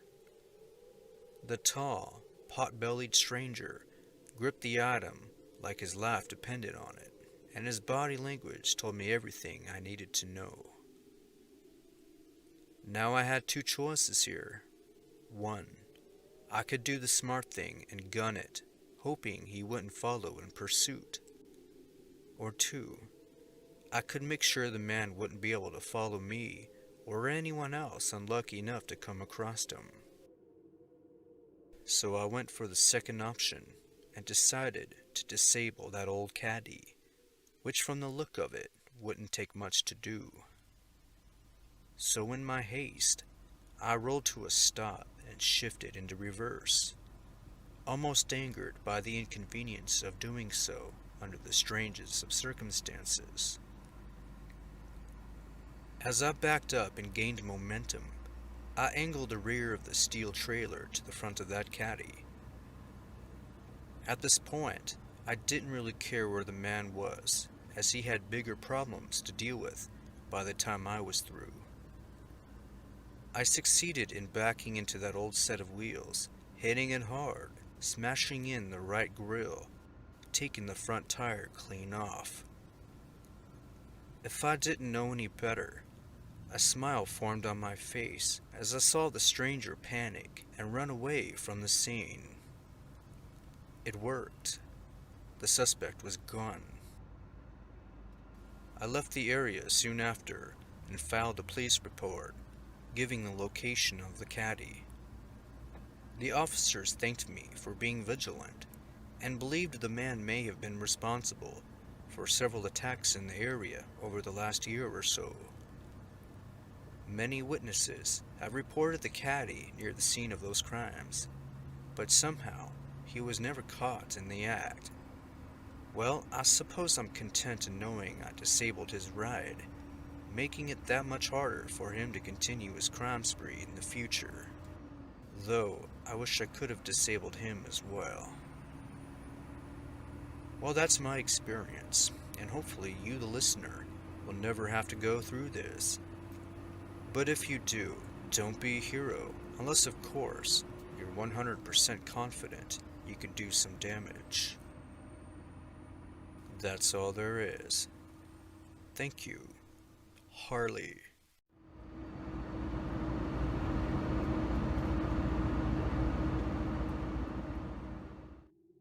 And there you have it. So next time you find yourselves out there on the open road, tip your hats to your fellow truck drivers. It's because of them we're able to live more comfortably. Always be aware of your surroundings and expect the unexpected. Thanks for listening, folks. Good night.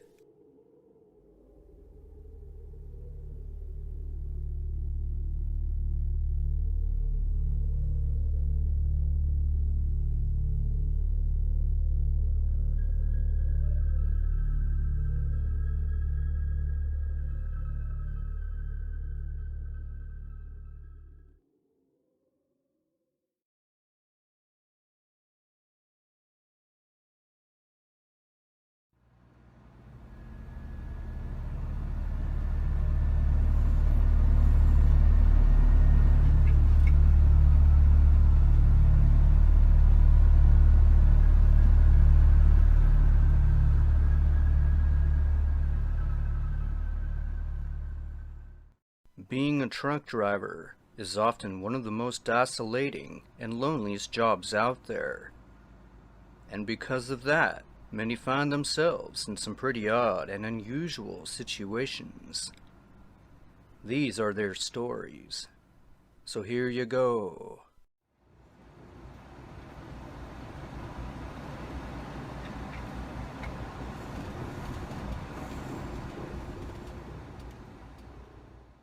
Story 1. Hello, Rusty. I wanted to share an experience that sorta rocked me to my core 3 years ago. I work for a tow trucking business just outside of Winnemucca, Nevada, and was on my way to help a stranded driver. Headed west on I-80, my chocolate lab biscuit and I were about 15 minutes out when he began to behave oddly. Now he usually sat right next to me in the passenger side seat most of the time, and added some companionship on those long and lonely nights. Well, on this particular cold February night, Biscuit became restless and agitated, jumping around, whining and whimpering about something I just couldn't quite put my finger on. Before we left the house, I fed him and let him out to use the potty like I do before every trip, so that wasn't it either. This was different, and the tone in his whimper wasn't that of excitement, but that of worry. Imagine the reaction your dog has when going to the park versus going to the vet. This was more on the vet side of things. At one point, I grew frustrated and demanded Biscuit to get in the back and shut up. After a brief argument, he finally did.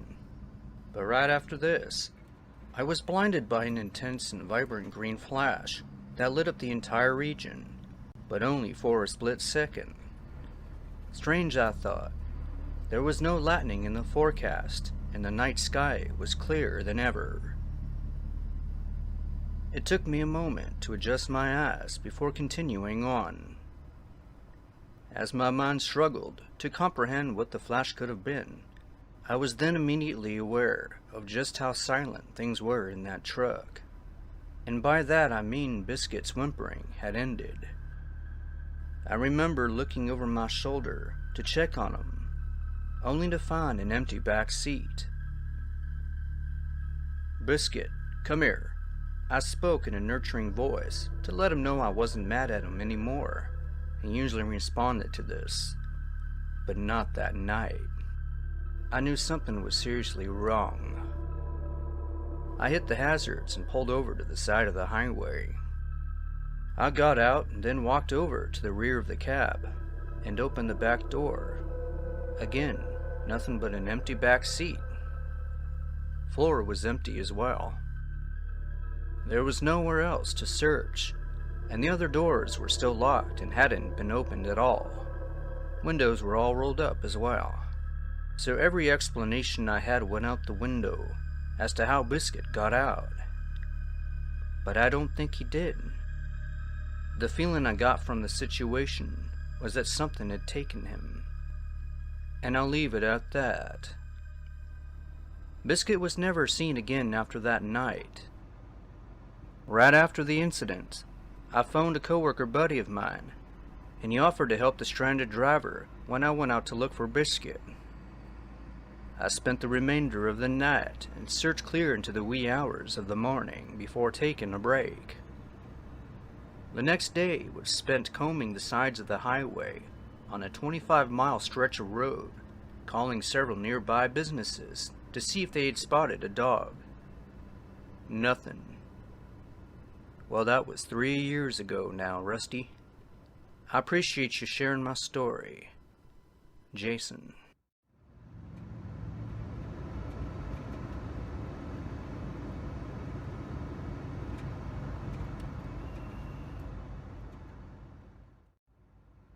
Story 2. Last winter, I was in the process of selling one of my tractor trailers to make room for some new inventory I was expecting around the new year. This was an older Volvo D13 sleeper, and well taken care of over the years.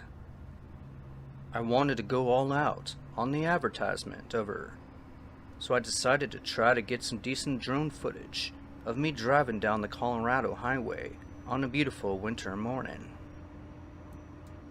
About a day before I posted the ad, I lost the memory card for the footage and had to redo it.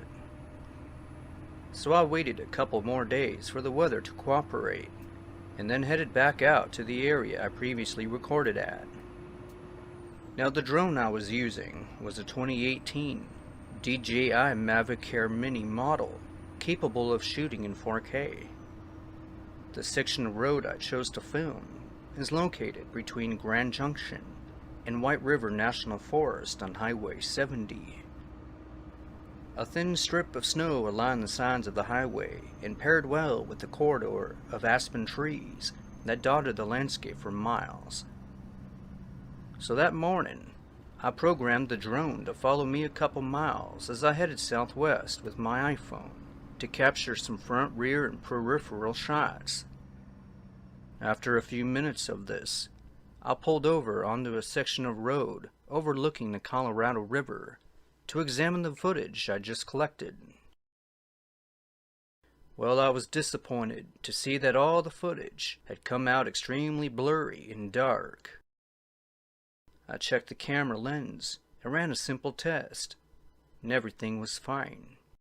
So I put her back in the air, waited for a line of traffic to pass, then re-entered the highway. Like before, the drone followed closely behind as I watched it from my phone. All of a sudden, her movements ceased and her signal was lost. Well, it was merely just seconds before, when she was looming overhead, no more than 30 feet. I tried to listen for the drone's familiar whine, but all I found was an empty, quiet blue sky. Now, my first thought was maybe it had glitched out and flung itself into the wilderness. But when I re-examined the drone's flight path, which was still displayed on the phone, it showed the flight ended directly over the truck. So where the hell did it go? Well, I then retraced the path that I had driven and checked the roads, expecting to see a broken and twisted piece of technology, but there was no evidence of it ever crashing. The nearest group of trees wasn't anywhere close to where the drone had been last seen, so I rolled that out as well. So what happened in the final seconds of that flight? I had no choice but to accept defeat and move on. What really bothered me about this was not losing the drone so much as the effort I tried putting into getting that aerial footage. All 3 attempts to do it failed. That is one hell of a coincidence, and something tells me I wasn't meant to get that footage. Well, I eventually sold the truck, and that was that. But thanks for letting me share my experience. It's definitely a strange one. Roadhog Randy.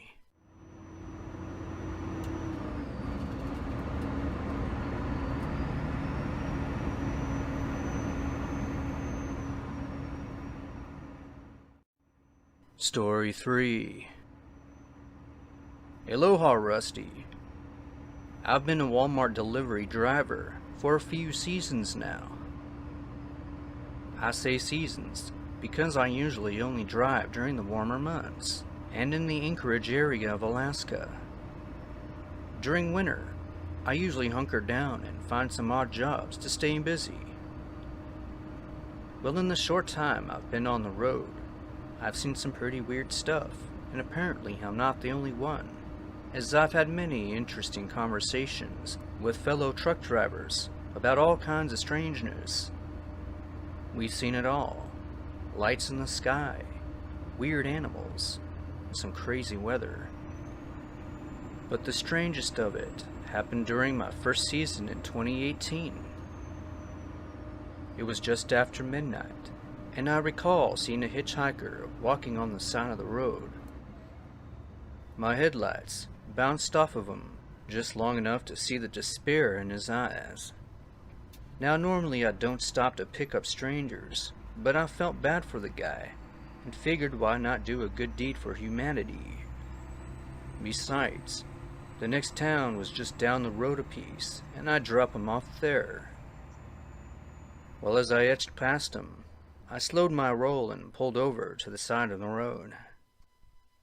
I could see the man react in surprise as he grabbed his backpack and began walking toward the rear of the truck. Once he entered the red glow of my brake lights, I got a good look at him. He wore a green flannel that was neatly tucked in to a pair of faded blue jeans.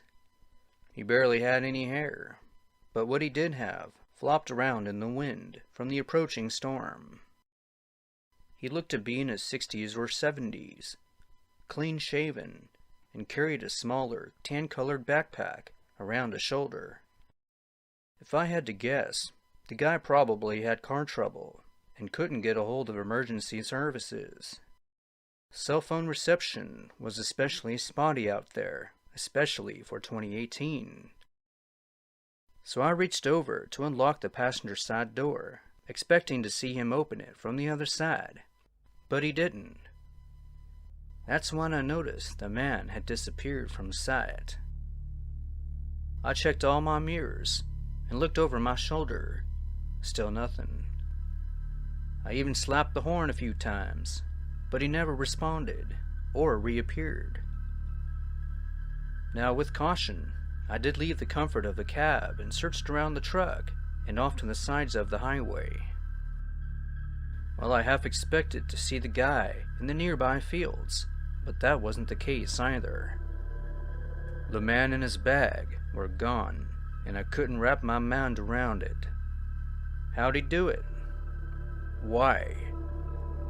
He was there 1 second and gone the next. Something really odd was going on, and that was more than enough to get me back inside the truck and on the road again. As I pulled away from that stretch of highway, my eyes remained locked on the rear views. For those thinking he jumped on or in the back of the truck, that's not possible. If you've ever seen a Walmart delivery truck, you'll know it's just one big box sitting on that trailer. And when I arrived at the next town, I inspected everything, just to be sure. All doors were still locked. Nothing was disturbed. I never thought I'd actually hear myself saying this, but I think what I experienced that night was a ghostly encounter. Convince me otherwise. Thanks, Rusty. Tango Tim.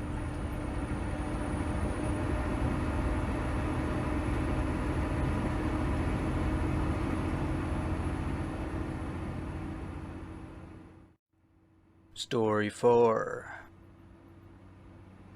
Last month, I had myself a bit of a fright after stopping at the Gold Run Rest area inside the Tahoe National Forest just outside of Roseville, California. My job was to transport a bed of vehicles from Sacramento to Reno, and usually took me around 3 hours to do it via I-80 East. Although this was a routine drive, I hadn't actually been to that rest area prior to that night. Well, it's a charming little rustic pit stop with clean restrooms, picnic tables, lush green forests for as far as the eye can see. Well, on the night I pulled in, it was fairly quiet, and it was late. A few cars here and there coming and going. The last big rig I saw left about the time I arrived. Now, I hadn't planned to stay long, as I had a deadline to meet, just long enough to drain the tank, check my tire pressure, and move on. Well, after exiting the restroom, I was met with an empty parking lot and the sound of passing highway traffic. Very peaceful, I might add. I circled my rig, checking each tire and making sure the cars were still secured. As I made my way toward the front of the truck, I heard a laugh coming from the nearby woods. The only other guest had left moments ago, and I was all alone out there, or at least I thought. Perplexed, I gazed off into a section of trees, barely illuminated by one of the rest area's street lamps. And in that eerie orange glow, I saw movement coming from a swaying branch, but couldn't see what was doing it. My first thoughts were this was some wild critter playing around, but it was that second burst of laughter that convinced me otherwise. Now that was definitely a man, I told myself. The laugh began as a low, smoky groan, before twisting into a high-pitched guttural yell. It sounded like a 50-year-old man trying to imitate some kind of wild creature. Well, as you might imagine, this sent shivers down my spine, and my ass was back in the truck quicker than the speed limit. As I fired up the engine and began to pull away, my headlights bounced off a little section of trees. I caught a glimpse of a dark figure falling gracefully back into the shadows as if trying to avoid detection. The branches sprang back into their original place, and the movement had ceased altogether. Well, as I re-entered the highway, I phoned the nearest CHP office that I could find on Google and told them what I experienced, and that they should probably go and investigate. They thanked me, and that was the last I heard of it. Now, when I Googled the rest area and dug a little deeper, I learned that something bizarre had occurred there in the days just before my little experience. A 16-year-old boy named Dante de la Torre had vanished out of that very same rest area after collecting soil samples for a class project. After a brief search and rescue effort, they found him deceased in a remote wooded area near the rest area, but there was no indication of foul play. His cause of death is still unknown. All I know is that the student set out with snow boots, 2 smaller sized shovels, a hand towel, and water. Now, I highly doubt this had anything to do with the figure I saw that night, but I just can't shake that feeling that they may very well be connected in some bizarre way. This happened within days of each other, and even if it turns out to be some random dude just trying to get a rouse out of me, well, that in itself is pretty unnerving as well. Either way, don't let your guard down if you too find yourselves making a pit stop at the old Gold Run rest area in California. Thank you for sharing my experience, and keep on keeping on, Rusty. Charles McNally.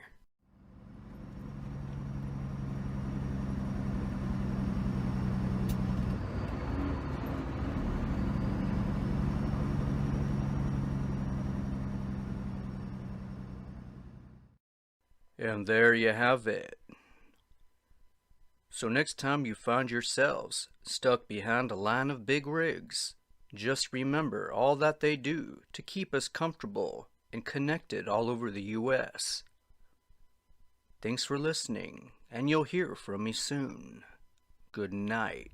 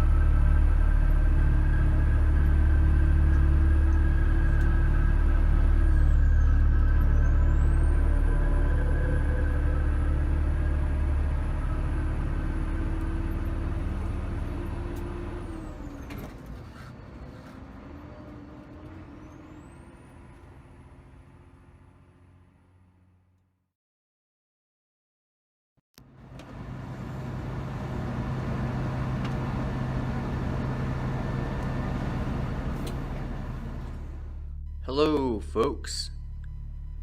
I know it's been quite some time since I've been able to upload any new content. The summer months have been some of the busiest I've ever seen. Between family, work, and other projects, well, I just haven't been able to get around to it. But now that things are finally beginning to slow on down, well, you can expect more videos from me from here on out. So let's switch gears and get that ball rolling. Here's a new compilation of strange isolated trucker driving experiences for you.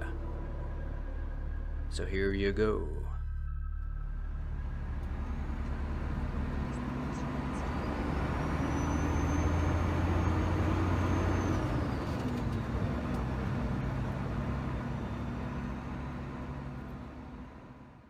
Story 1. Hello there, Rusty. Love your channel. Though I don't have any strange or spooky truck driving experiences of my own, I would like to share one with you and the listeners that's been circulating the news in recent times.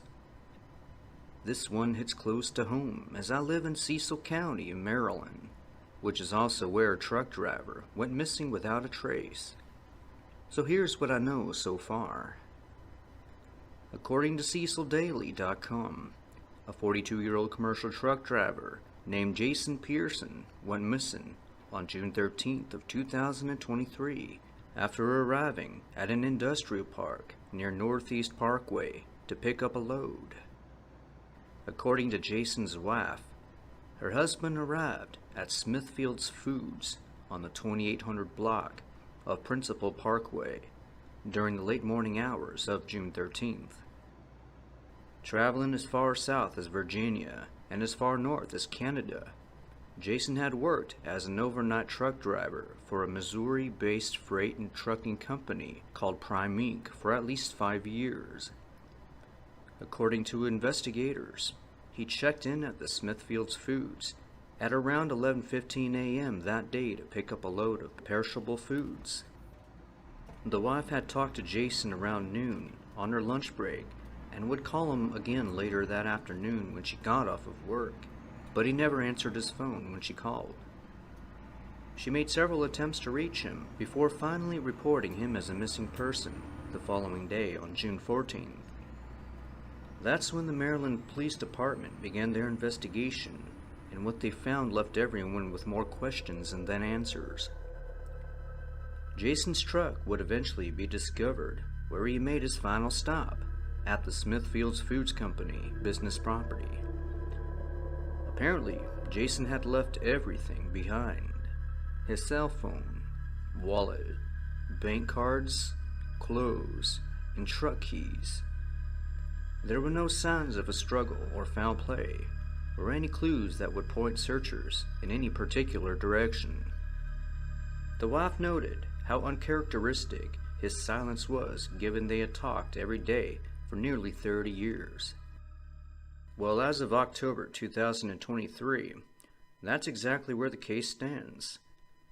Jason Pearson's disappearance continues to baffle many. So what's my theory? I have no idea, but it just goes to show you that anything can happen to anyone out there in this crazy world, even to an average Joe like Jason Pearson. If anyone listening has any information they'd like to share with the Maryland Police Department, well, they can reach out at 410-996-7800. Thank you, Rusty. Debbie Long.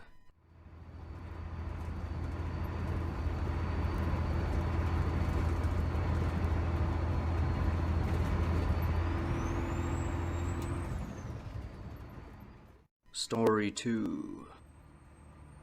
Last October, I got a flat tire along the historic Missouri portion of the Route 66 byway while heading eastbound to deliver some freight for an agriculture firm.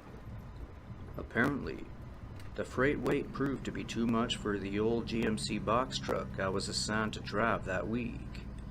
No biggie. I dealt with several flats over the years.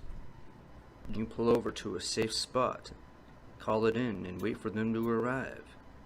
And when they do, I'm usually back on the road within 30 minutes or so. Well, that didn't exactly go as planned. Now, the specific area where the flat occurred is near an abandoned truck stop that ceased operations decades earlier. But the building still remained, boarded up and sealed off to modern times. There were parts of it where nature had completely taken over, as thick brush and weeds had emerged from the dark crevices of the building's facade. Anyway, back to the flat. I put up some hazard cones and assessed the damage. Apparently, some metal debris had gotten lodged between my rear dual tires, something that would take me way too long to repair by my lonesome, which is why I decided to call it in. According to roadside repair, it would be an hour's wait until they could even arrive due to the remote location and the unusual high call volume. Apparently, I wasn't the only one with a flat that afternoon. Well, as I waited in the cab with the truck and idle, I decided to get out and stretch my legs a bit. My phone told me it was 85 degrees, but felt more like 105 as I leapt down onto the hot pavement, watching the occasional passing vehicle swing on by before leaving the region quiet once again. Well, I decided to have a closer look at the abandoned truck stop, formerly known as the Tri-County truck stop. It was only about 30 yards from the shoulder I pulled onto, and I had a little time to kill. As I neared the building, I was impressed by her circular, seemingly oval-esque architecture, and the fact that she stood frozen in time as long as she has. I imagined the trucks coming in and out, and all the bustling activity from back in the day. They don't make 'em like they used to, I thought to myself. Well, as I continued to walk closer to the sad, sun-bleached piece of withering real estate, I noticed an odd shape emerge from some gnarly brush off to my right and to the rear of the building. It was tan in color, low to the ground, and abstract in the sense that it took me a while to digest what exactly I was looking at. I stopped dead in my tracks once I realized it was fixated on me. It appeared feline in nature and moved like a jaguar. The problem was, the head and facial features told me this was something else, something I had never seen before. As it crept forward on all fours, I could see its bony shoulders moving in sync with each step. The creepiest part of it was the face, though, or their lack of. It had no eyes, no ears, or at least none that I could see. But from what I did see, still gives me nightmares to this day. The figure had a sickly grin that stretched from one side of the jaw to the other. Well, the next instance was a complete blur. At some point it broke into a dead sprint, kicking up a cloud of dust and debris as it did. In my haste, I reacted with a dead sprint of my own, all the way back to the safety of my idling truck. It all happened within seconds.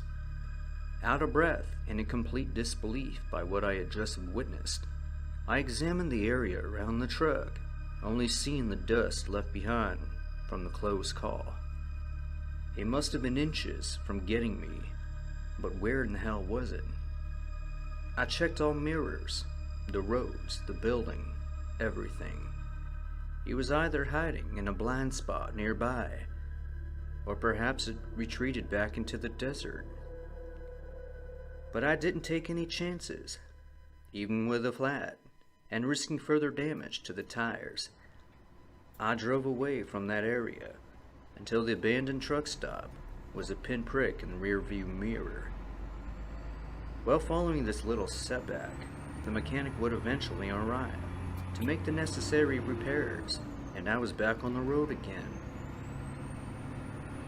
I hadn't told the mechanic for fear of ridicule, but I know what I saw out there, and I am forever changed by it. Thank you for sharing my encounter, Rusty. Doug.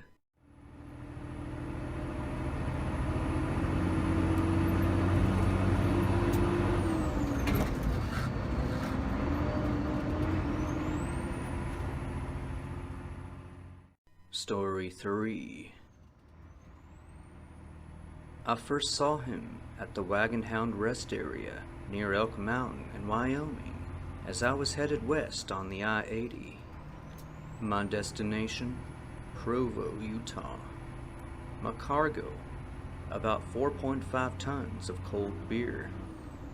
My expected travel time, 5 hours, or around 350 miles. Well, it was 7 a.m. when I rolled out of the rest area, but before I could do so, a man approached me asking for a ride.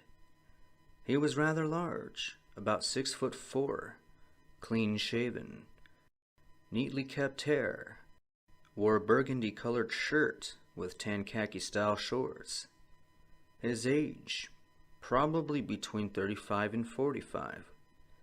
He stuck out like a sore thumb in an area dominated by folks in plaid, dirty jeans, and trucker-style hats.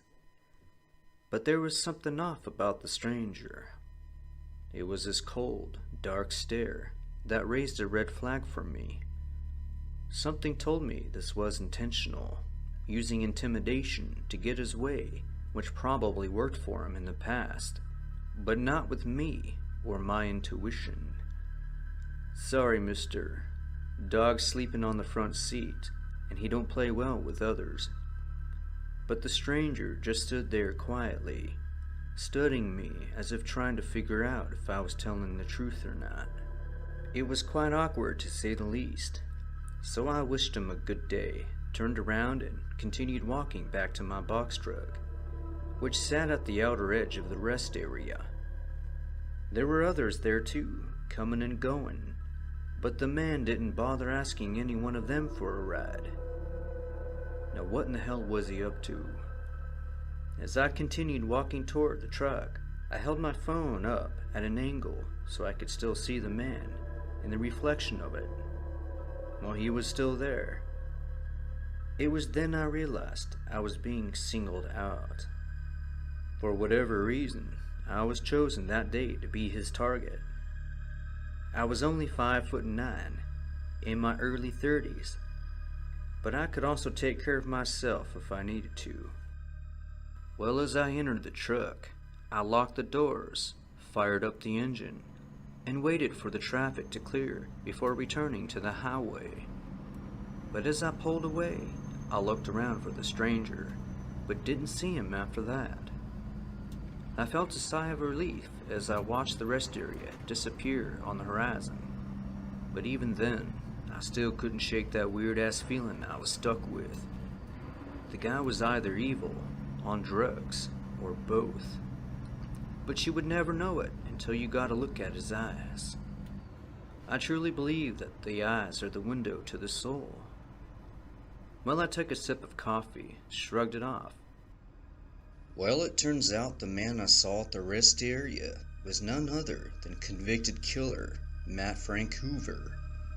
I won't get into any specifics of what he did, but you can Google him if you're interested, and I'll leave it at that.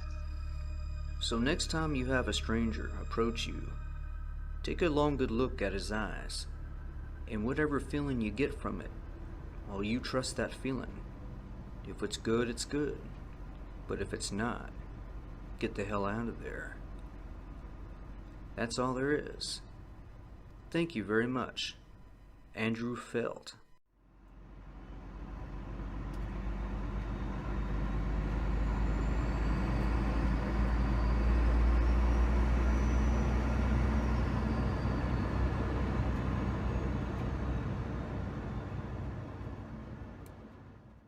Story 4. Hello, Rusty. Well, here's a strange one for ya. It was the night of Friday, May 13th of 2016, and I was driving north on I-95, about 35 miles south of the South Carolina state border. I was just passing mile marker 175, and I remember that specific mile marker because it's right in the middle of a bridge, which is stuck in my mind. At the time, I was towing some old machinery in my 2006 Model 2 24-foot flatbed Freightliner. Well, I came up upon a small car in the middle of the right lane and was about to pass him, but decided to wait until I was off the bridge. I usually avoided passing anyone on a bridge. As the part of the road transitions from having bridge railings into cement barriers, well, I went to pass the little car. And as I did, I glanced over it to acknowledge the driver as I always do. But there was nobody sitting in that driver's seat. Nothing but a clear view of the steering wheel, dashboard, and some empty seats. Well, as I continued to study the odd sight, I got an uneasy feeling about it, and my foot grew heavy on the gas. Well, after I passed the little car, I began to merge into the lane whence I knew I was at a safe distance.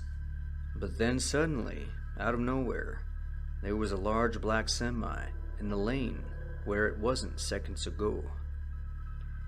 I swerved to the left and applied the brakes in time to avoid an accident. Well, as I rolled onto the nearby shoulder to collect myself, the truck continued down the highway at incredible speeds. I was both angered and completely taken back by the weird event. But as I sat there in idle on the side of the highway, I began to wonder where the ghost driver was. That little red car never did catch up or pass me. It's like it was never even there.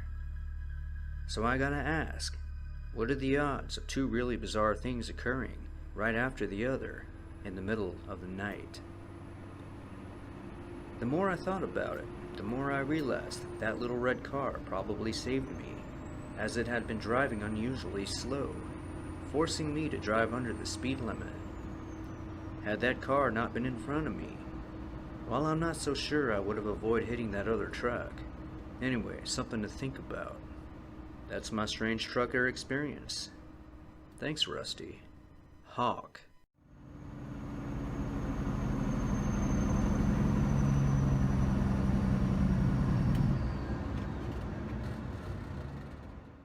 And there you have it.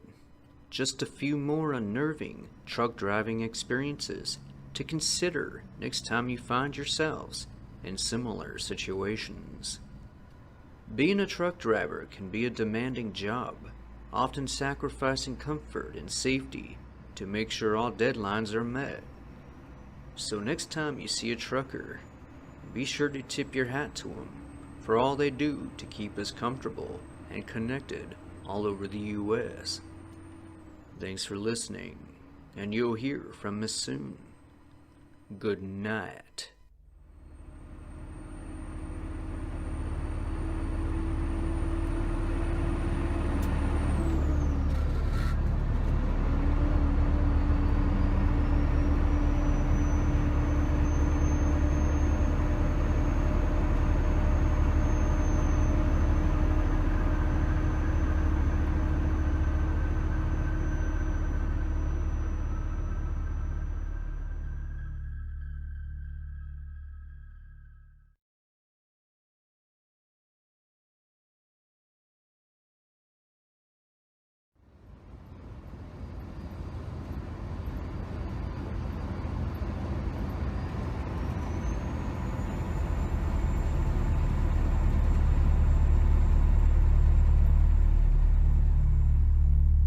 Hello folks, and welcome back to another series of isolated trucker experiences sent in by our listeners.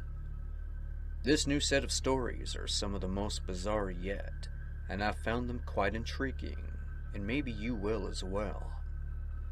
As someone who spent a good amount of time out there on that highway, I know just how long and lonely the road can sometimes be.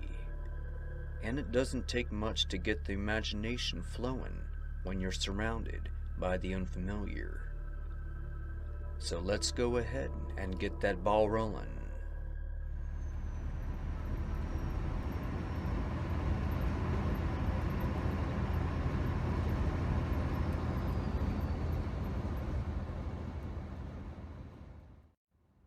Story 1.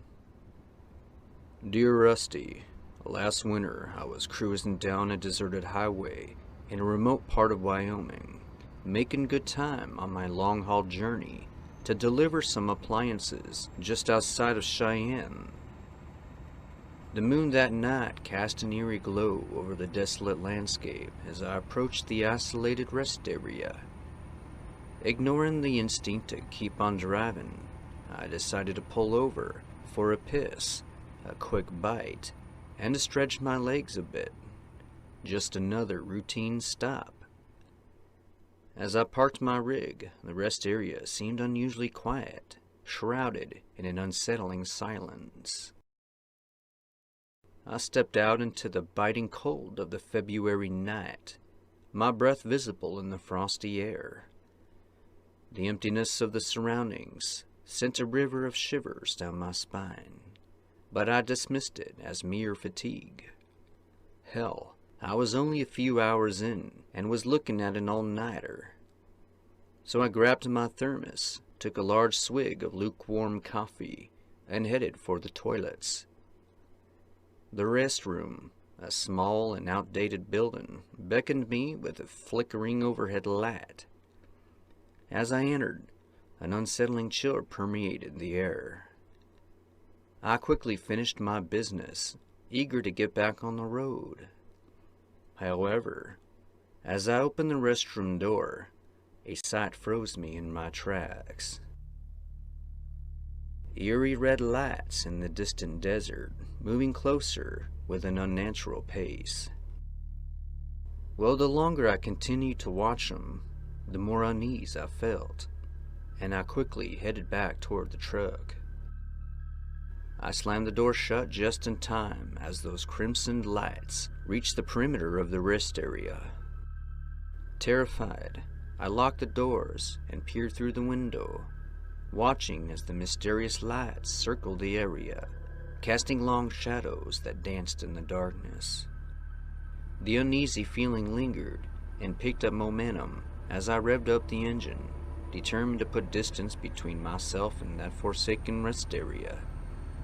The red lights continued to follow, casting an unworldly glow onto the barren landscape all around me.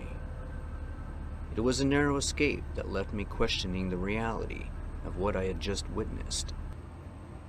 As I sped away, the haunting memory of that cold February night clung to me, a chilling reminder that some places in rural Wyoming hide secrets best left undiscovered. Well, that's my experience, and it's forever left me a changed man. Thank you, Rusty. Cyril.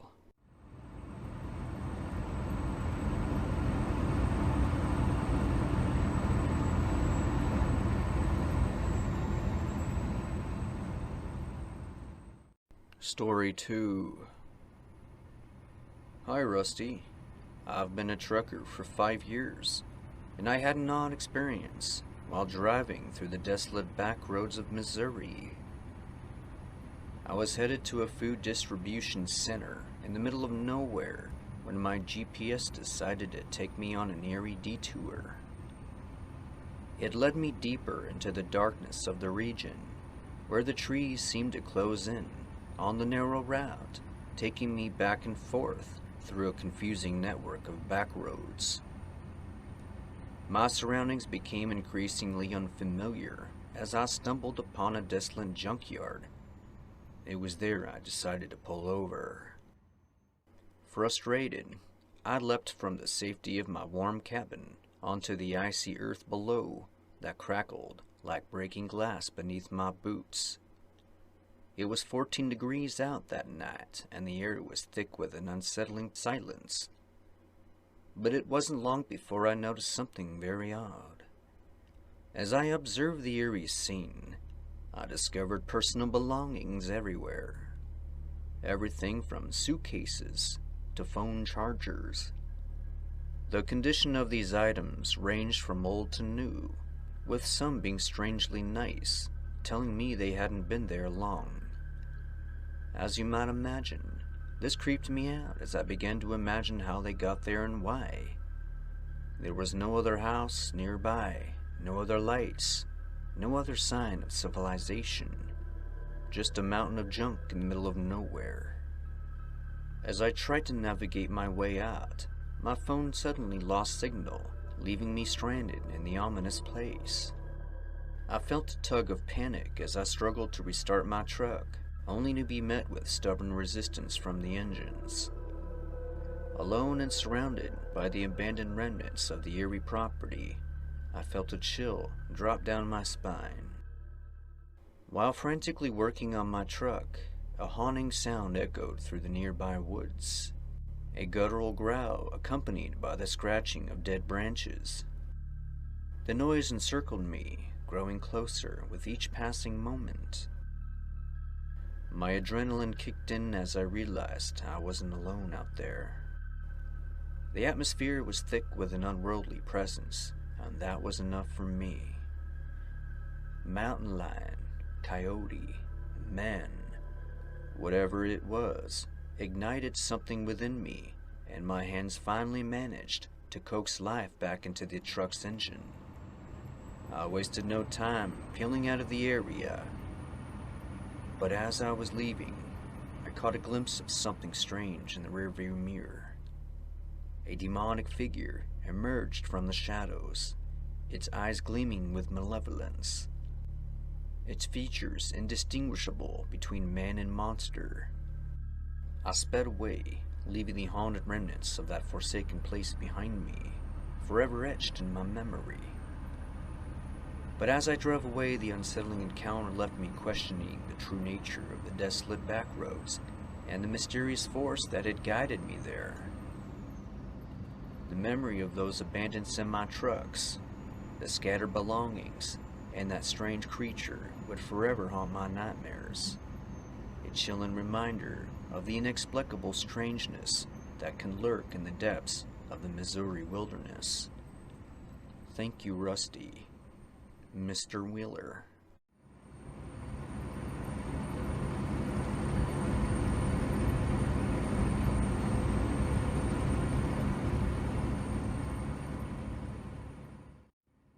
Story 3. I remember the night being pitch black as I drove my truck through the desolate highways of Wyoming, surrounded by the eerie silence of a dark winter storm that was moving in. The wind howled, making the snow dance in chaotic patterns, reducing visibility to near nothing. Suddenly, my truck began to sputter and groan, the temperature gauge climbing into the danger zone. Horseshit, I heard myself say in frustration. Second time this month, too. Forced to pull over, I found myself alone in the desolate wilderness, the only company being the mechanic on the other end of the phone. I'll be there shortly. Hang in there, he told me, grumpy and groggy. As I waited by the steaming hood of my truck, strange things unfolded in the woods nearby. It began as shadows twisting into skeletal-shaped figures, making odd movements with each gust of cold wind. Was it pareidolia? Probably, but I didn't want to wait and find out. But those shapes and shadows lingered there, just long enough for me to see them before falling back into the darkness of the tree line. Then they would reemerge, closer with each cycle. I had enough and climbed back into the cab to await assistance. I sat there for what seemed like hours, watching these figures fade in and out of the tree line. But it would only be about 30 minutes or so until my wait was finally over. The mechanic arrived just in the nick of time. With a practiced hand, he worked on my overheating truck, occasionally glancing nervously at the ominous woods. I didn't want to come off as a complete nutcase, but I did tell him that I had seen wildcats nearby and urged extreme caution while we tried fixing the issue. The mechanic buried himself under the hood of the truck while I held the flashlight, anxiously examining my surroundings in the process. As the mechanic and I chatted, things took a turn for the bizarre. It was then we began to see unsettling lights flickering in the distance, and we began to hear whispers evolving into spine-chilling laughter, or what sounded like laughter.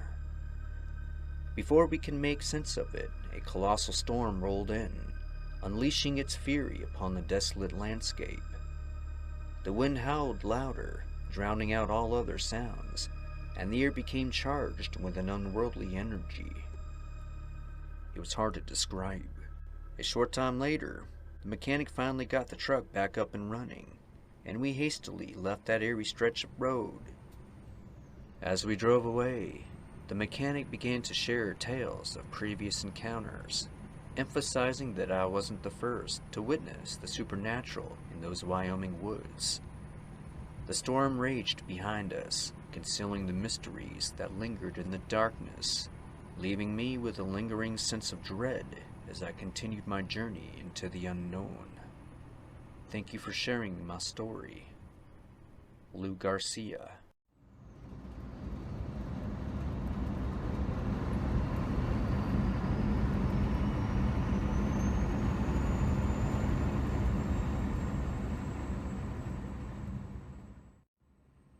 Story 4. Hi there, Rusty. My name is Nick. I wanted to share an experience I had 3 years ago while working as a delivery driver in a remote part of northern Utah. It was a late February afternoon as I pulled up to a farmhouse in the desolate outskirts of a small town in Utah.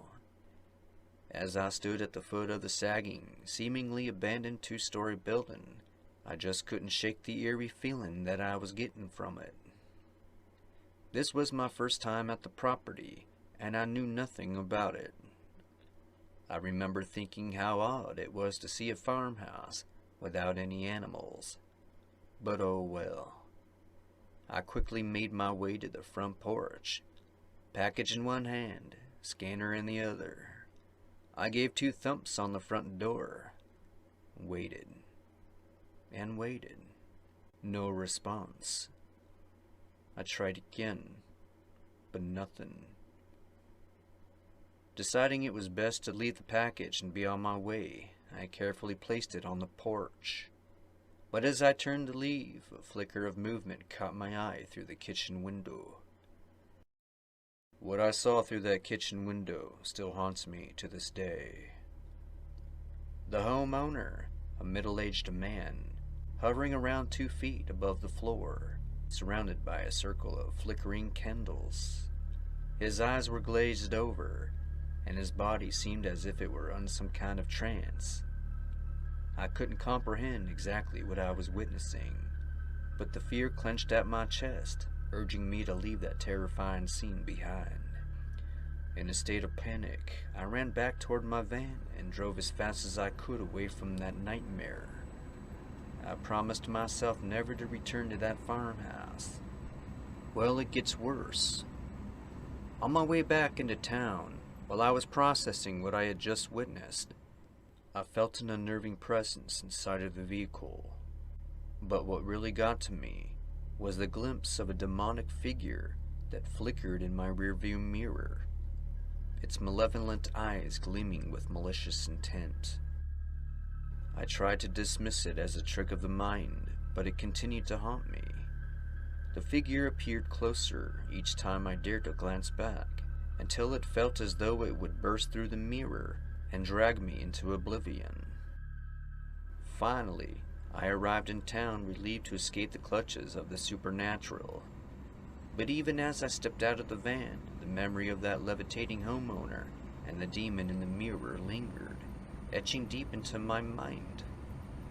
I couldn't shake the feeling that an unseen darkness had followed me back, forever tainting the innocence of that small Utah town. If anyone else listening has ever experienced these kinds of things, well, I'd like to hear from you in the comments section.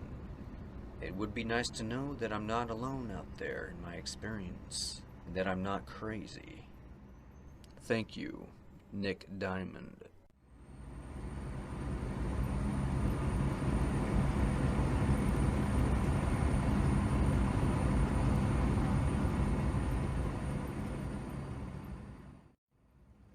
Story 5.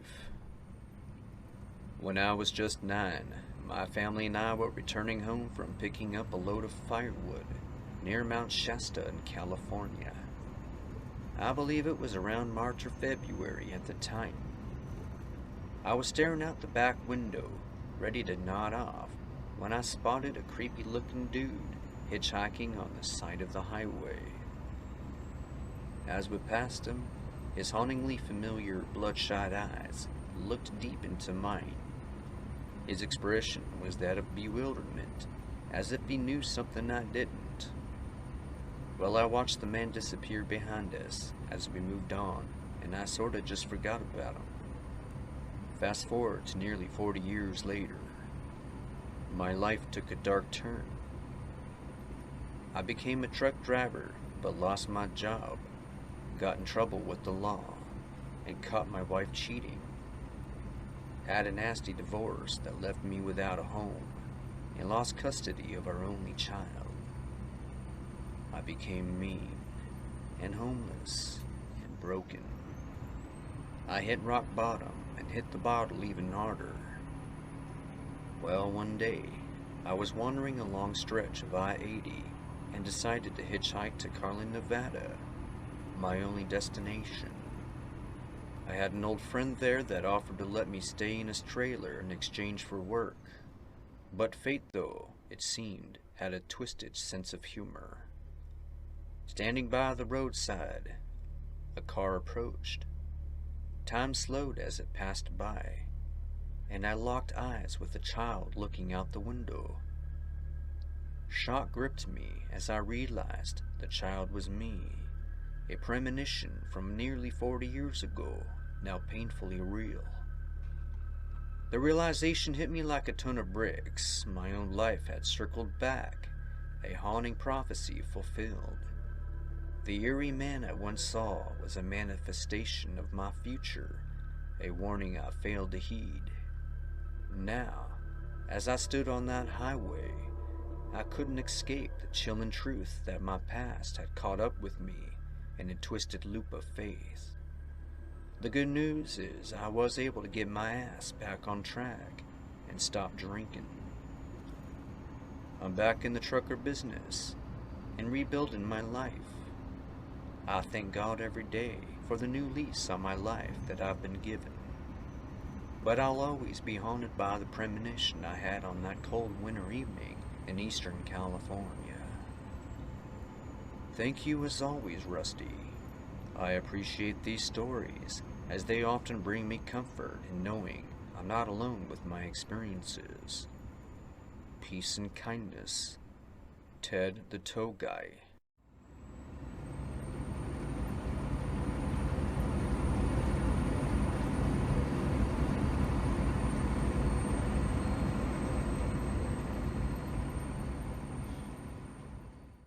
And there you have it.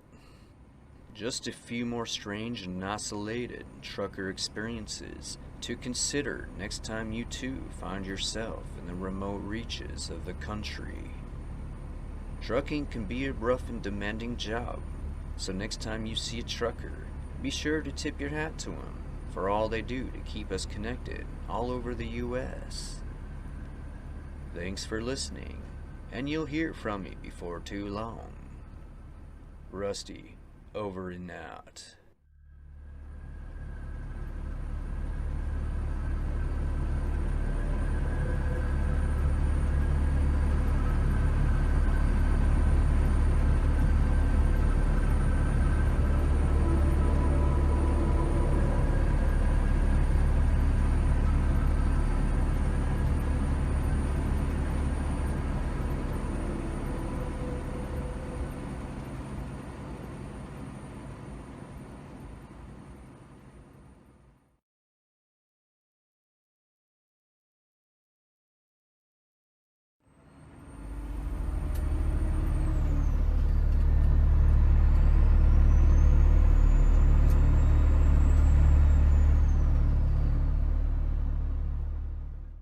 Hello, folks, and welcome back to another compilation of strange and isolated trucker experiences. Being a long-distance truck driver has its fair share of challenges, such as traffic, bad weather, mechanical issues, and deadlines to meet. I can't imagine having to deal with added stressors like you'll be hearing in these experiences. So you best be thankful that you don't have to go through what they did. So let's go ahead and get that ball rolling.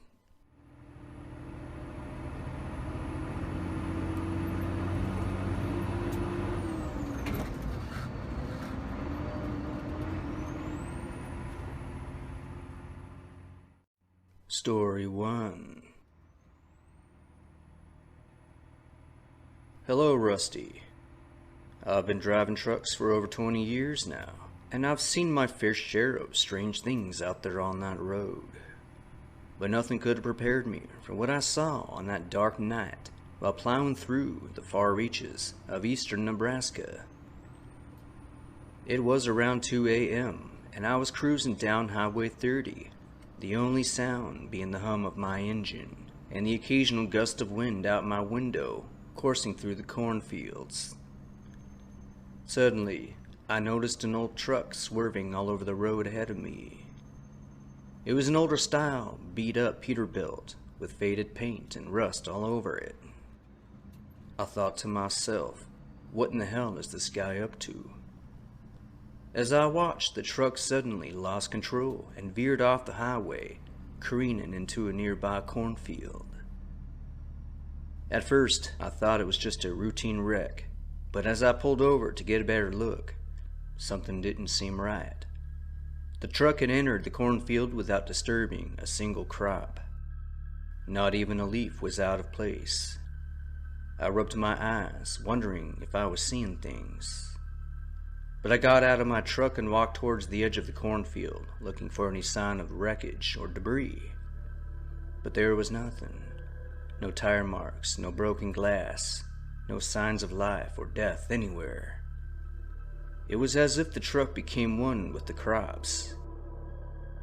At this point, I was feeling spooked, so I decided to get back in my truck and drive away. But something about this whole scene kept nagging at me.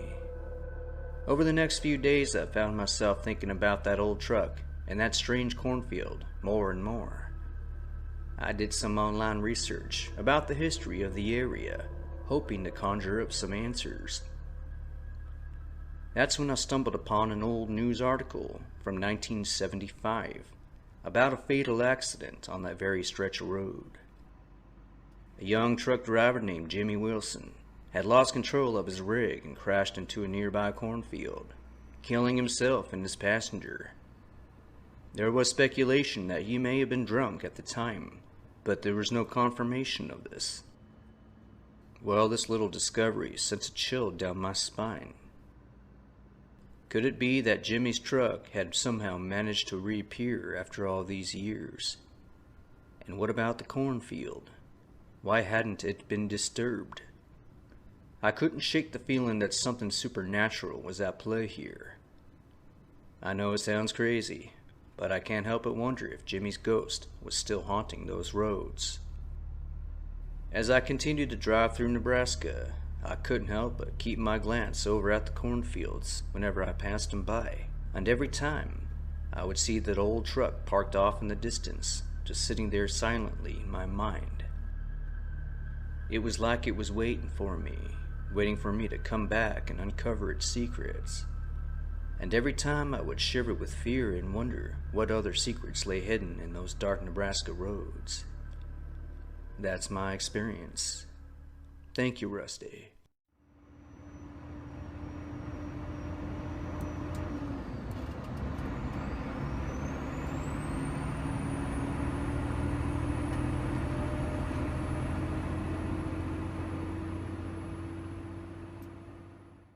Story 2. A few Junes ago, I was driving down the highway, hauling my usual cargo of electronics, when I spotted a strange sight. A truck abandoned on the side of the road, with the driver's side door still open, and the engine running and idle. I pulled over and stepped out of my own truck, my eyes scanning the surrounding area.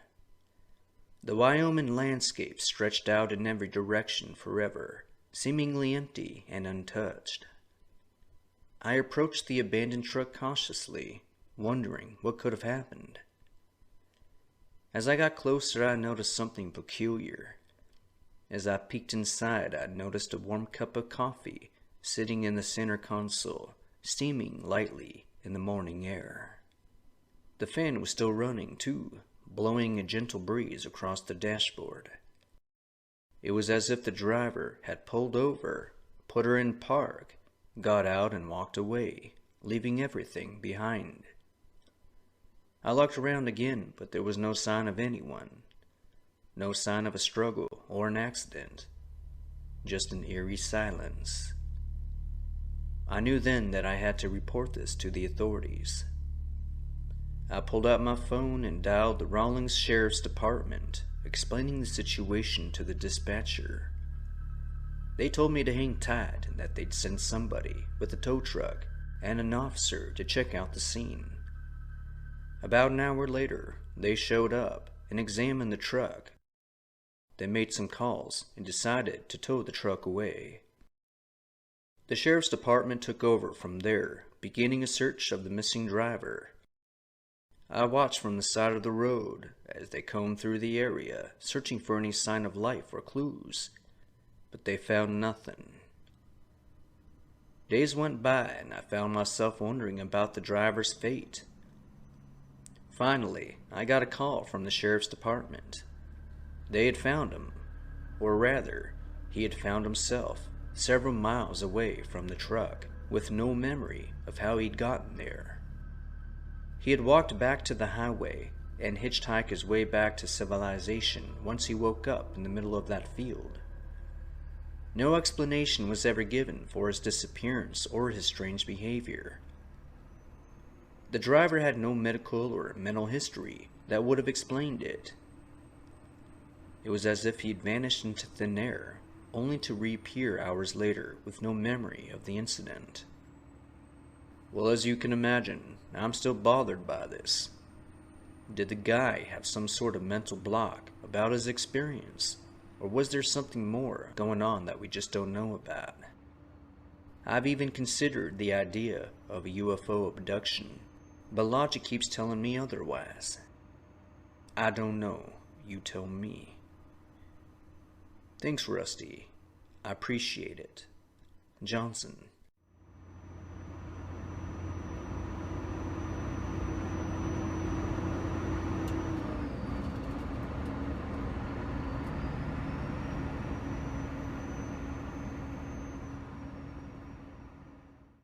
Story 3. Last August, I was cruising down I-55 in Illinois, enjoying the warm summer sun on my skin, when suddenly the sky turned dark. I thought it was just a passing cloud, but as I glanced up, I realized it was a freak storm rolling in. The winds picked up, and I could feel the temperature drop. I remember slowing down, expecting the storm to pass quickly, but instead, it seemed to only be getting worse. Well, the rain began to come down in sheets, reducing visibility to almost zero. I slowed down, flipped on my headlights, hoping to see the road ahead, but even they couldn't penetrate the thick fog. As I drove, I noticed something odd though. The highway was deserted. Not a single car or truck was in sight. I was all alone out there in that storm. The only sound was the pounding of the rain on my windshield and the distant rumble of thunder.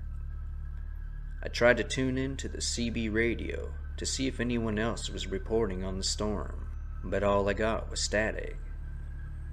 Suddenly, the static cleared, and I heard a faint voice.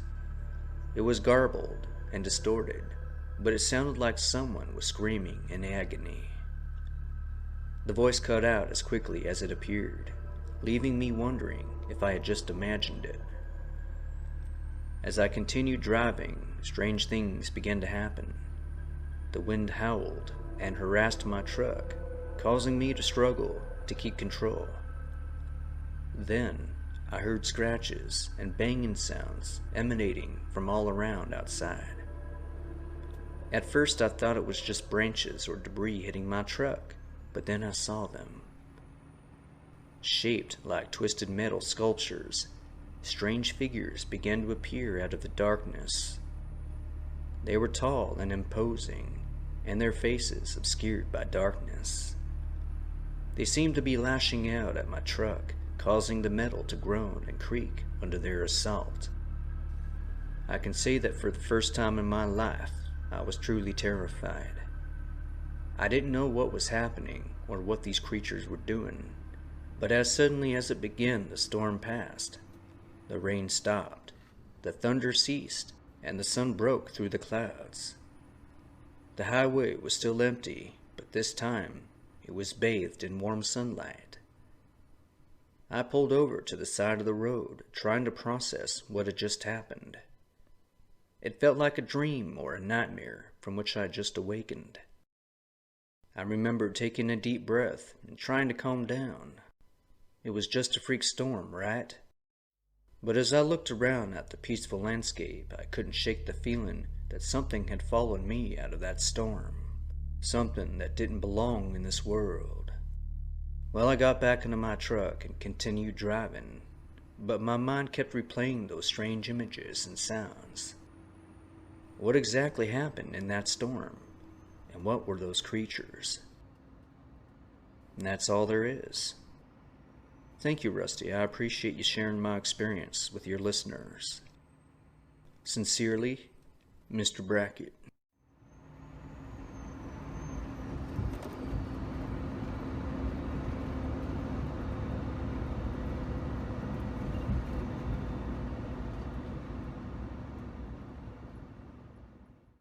Story 4. I remember pulling off to the side of the highway, my cruiser's engine purring softly as I watched the traffic flow on by.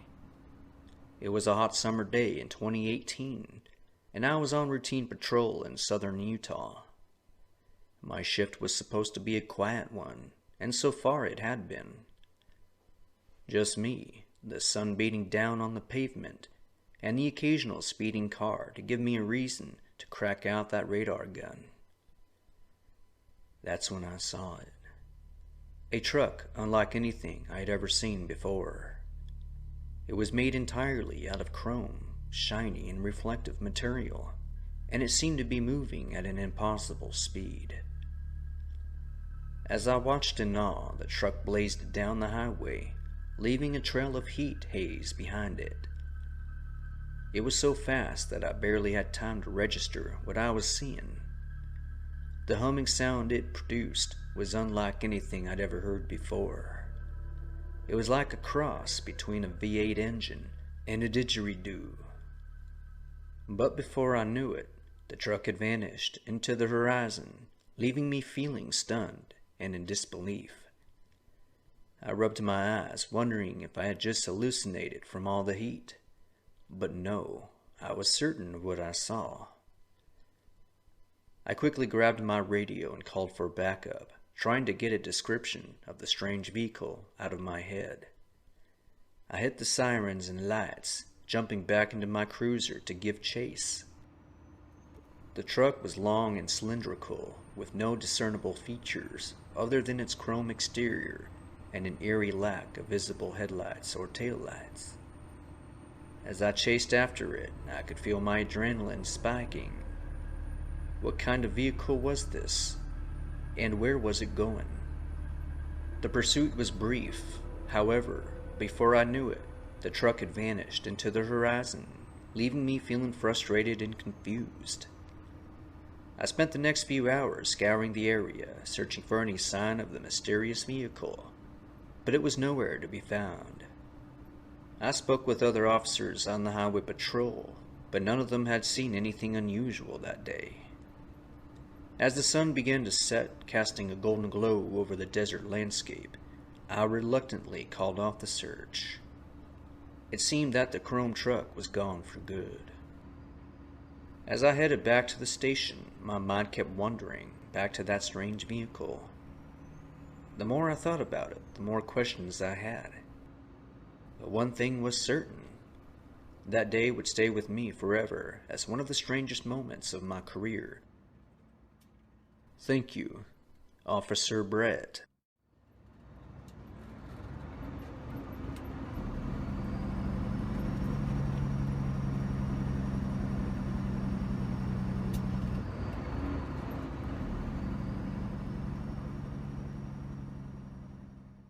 Story 5. Hi Rusty, my name is Will, and I've been driving delivery trucks for Walmart for a few years now. I've seen my fair share of strange and creepy characters on the side of the road at various pit stops, but there's this one guy who's got me spooked to high hell. He's a hitchhiker, always dresses in greasy gray sweats, and always seems to appear at the same rest stops along my route between work locations. I've seen him several times before, but in one day, I saw him 3 times. At first, I thought he was just some normal guy looking for a ride, but something about him never sat right with me. He looked especially young for someone in his situation, maybe in his upper 20s. He was tall, about 6'2" or 3, and clean-shaven with the physique of an athlete. And like a normal backpacker or hitchhiker would, he never had any luggage with him, which I thought was especially strange.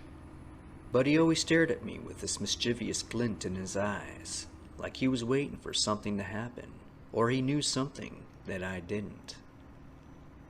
Well, even after the second sighting in the same day, I still explained it away as mere coincidence.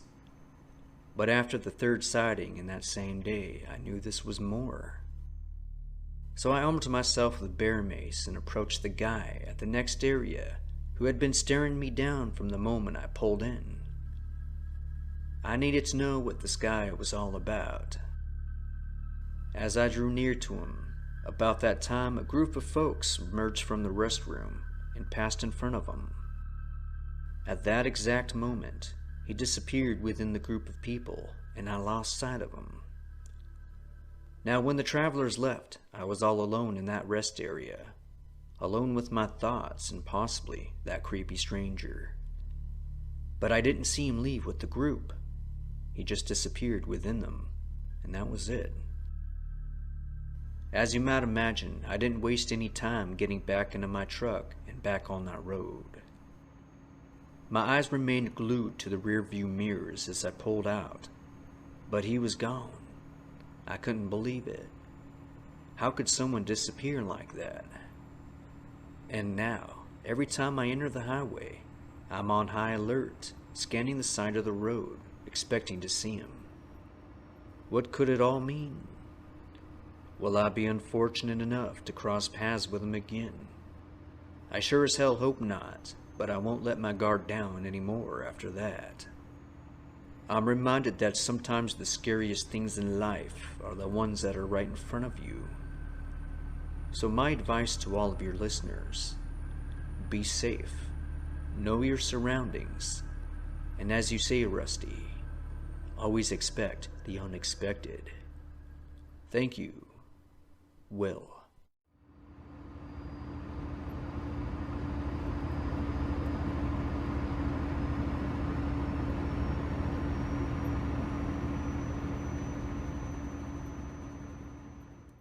And there you have it. Just another round of strange and unnerving, isolated trucker experiences that'll make you see the highway a little different. It can be a stressful job if you're not prepared, and even if you are, well, that won't guarantee a smooth ride, will it? So next time you see a truck driver, be sure to tip your hats to them for all they do to keep us connected all over the U.S. Thanks for listening, folks, and you'll hear from me in due time.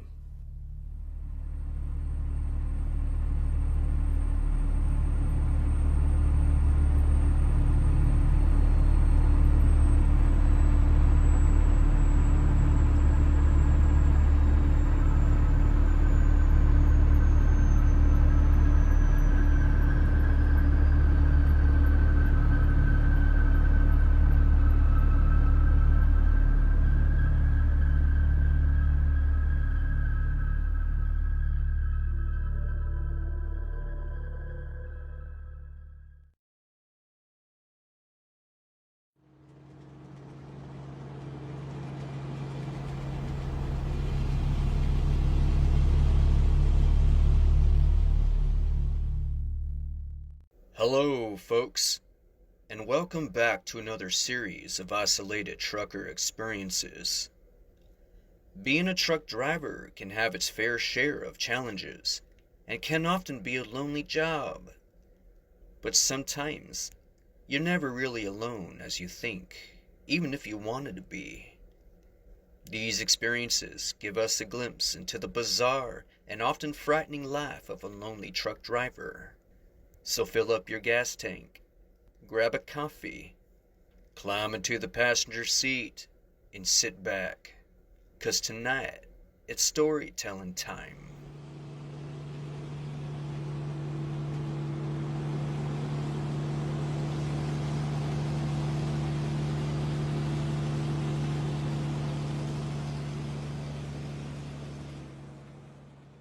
Story 1. It was a cold October night in 2024 when I was driving my rig through the desolate highways of northern Montana. I remember it like yesterday. The moon was hidden behind a thick wall of clouds, and the only light came from my headlights cutting through the darkness. Around 2 a.m. I spotted a figure on the side of the highway, an older woman in a white dress, holding her thumb out. Well, I knew I shouldn't pick up hitchhikers, but something compelled me to stop. As I pulled over, I noticed how pale she looked in my side mirror. Well, she climbed in without a word, her movements unnaturally stiff. The cab temperature dropped instantly, and I can see my breath, even after we pulled away.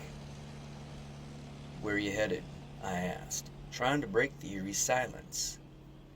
She slowly turned to face me, her eyes completely black. "Home," she whispered, in a voice that sounded like rustling leaves. A chill dropped down my back, but I kept going. For the next hour, she sat motionless, staring straight ahead. I tried making small talk, but she never responded. Well, the radio started crackling after a bit with static, and my GPS went haywire. But suddenly, she pointed to an old, overgrown road. "Stop there," I remember her saying. As I slowed down, I glanced at her and nearly drove off the road. Her skin had turned translucent, and I could see right through her. Before I could react, though, she vanished into thin air, leaving behind only a faint, musty smell. As I pumped on my brakes to collect my thoughts, I thought I was going crazy in that very moment. But what happened the next day only confirmed my strange encounter. I learned that exactly 50 years ago a young woman had been murdered on that very stretch of road. They never found her killer. Now every year on the anniversary of her death, truckers report seeing her ghost, eternally searching for a ride home. You know, as disturbing as this experience was for me, I do find comfort knowing that I'm not alone in my experience. But I feel for her restlessness and hope that she can find some peace through all of this. Thank you, Rusty. Peterbilt Pete.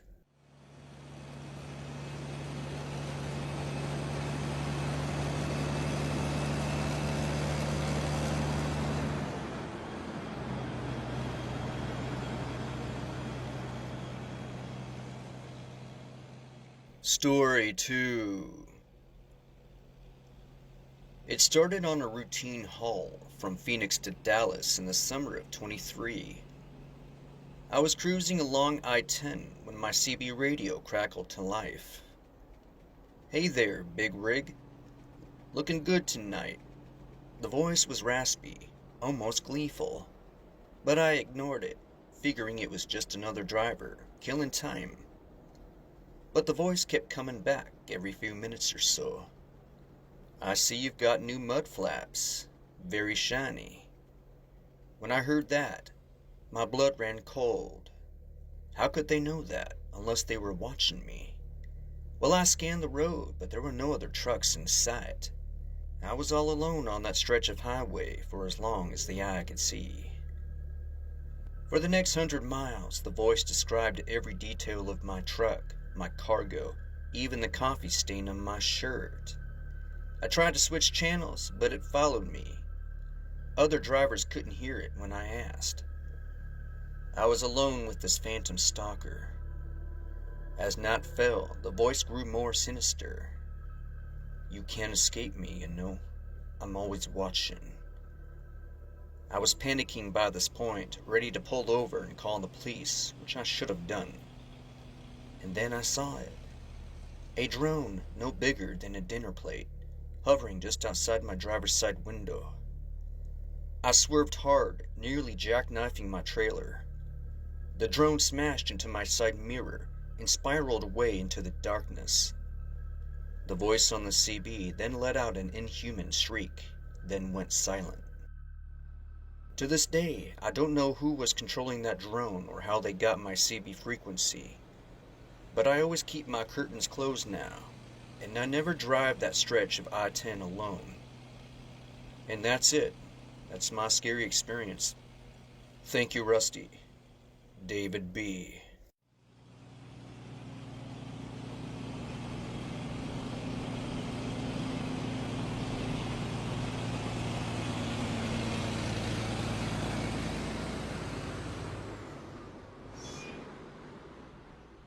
Story 3. On September 15th, 2024, I pulled into a small truck stop off of Route 66 in western New Mexico. It was just after midnight, and I needed coffee and a long piss. The place looked deserted, but the lights were still on, so I figured it was open. As I walked in, though, I noticed how quiet it was. No music, no chatter, not even the hum of refrigerators. The shelves were fully stocked, but a thin layer of dust covered everything. At the counter, a half-eaten sandwich sat next to an open newspaper dated June 3rd, 1977. My skin prickled with goosebumps. I called out, but nobody answered. The bathroom door creaked open by itself, revealing pristine, untouched facilities. It was as if everyone had simply vanished midday, leaving everything behind. Back in the store, I noticed a logbook on the counter. The last entry was from 1977, describing a bright light in the sky and a high-pitched noise that made everyone's ears bleed. The writing trailed off mid-sentence. Thoroughly spooked, I ran back to my truck. As I pulled away, though, I glanced in the rearview mirror. The very truck stop that I just left disappeared, replaced by an empty, weed-choked lot. When I called the local sheriff the following day, he told me there hadn't been a truck stop there at that location for over 40 years. Well, after my experience, I'm convinced that I entered the past, and thank God I made it back out. Baffling. I'd like to hear more of these types of experiences from your listeners. They're very intriguing, and now that I've had my own taste of it, I appreciate them much more. Thanks for your work, Rusty. Kevin Parker.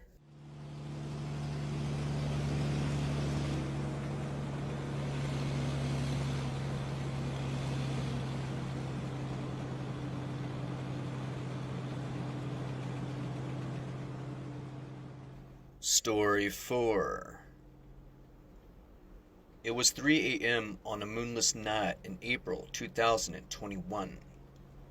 I was hauling a load through the Nevada desert on US 50, famously known as the loneliest road in America. My eyelids were getting heavy when I spotted headlights in my rearview mirror. A convoy of 3 trucks. I was grateful for the company and slowed down to let them pass. But they matched my speed exactly, staying right behind me. I radioed to them, but got no response.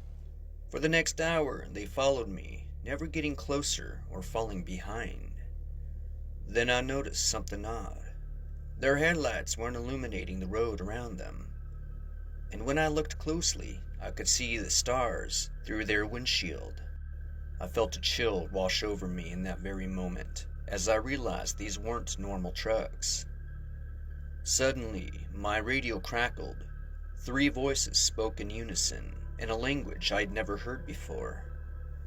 My truck's electronics went haywire. The speedometer spun wildly, The GPS showed impossible locations, and the temperature gauge dropped below zero. Just as I thought I was losing my mind, a bright light flooded my cab. When my vision cleared, the trucks were gone. My watch had stopped, and somehow 4 hours had passed in what felt like minutes. To this day, I can't explain what happened that night, but other drivers have reported similar experiences on that stretch of US 50. Always at 3 a.m., always 3 trucks. Some say it's a glitch in reality. Others believe it's something not of this world, and I happen to agree with them. All I know is, I never drive that stretch of road at night anymore. Thank you, Viper.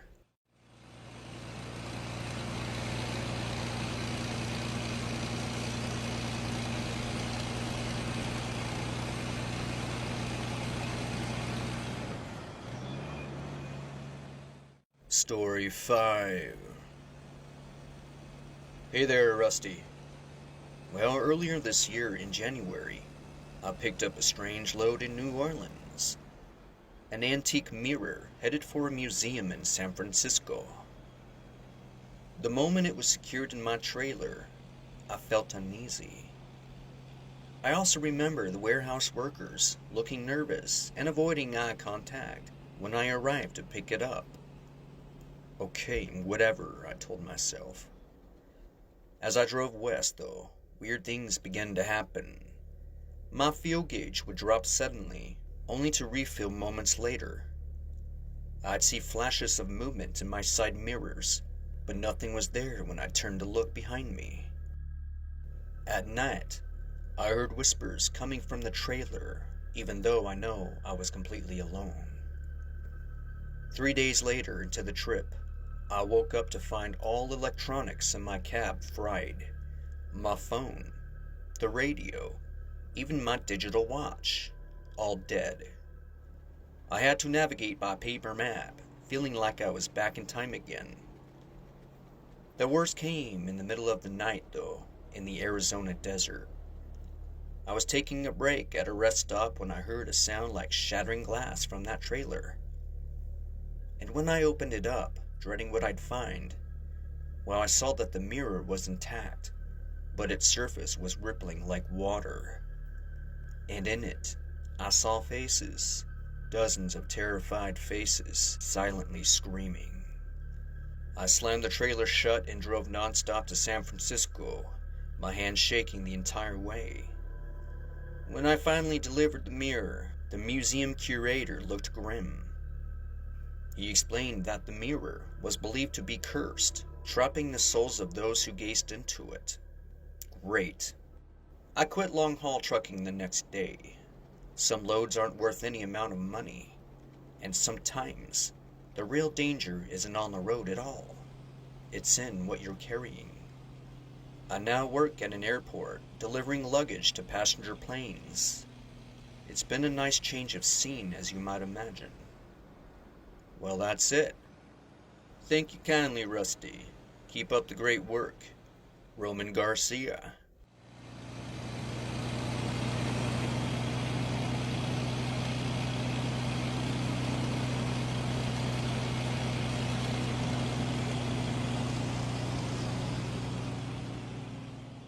Story 6.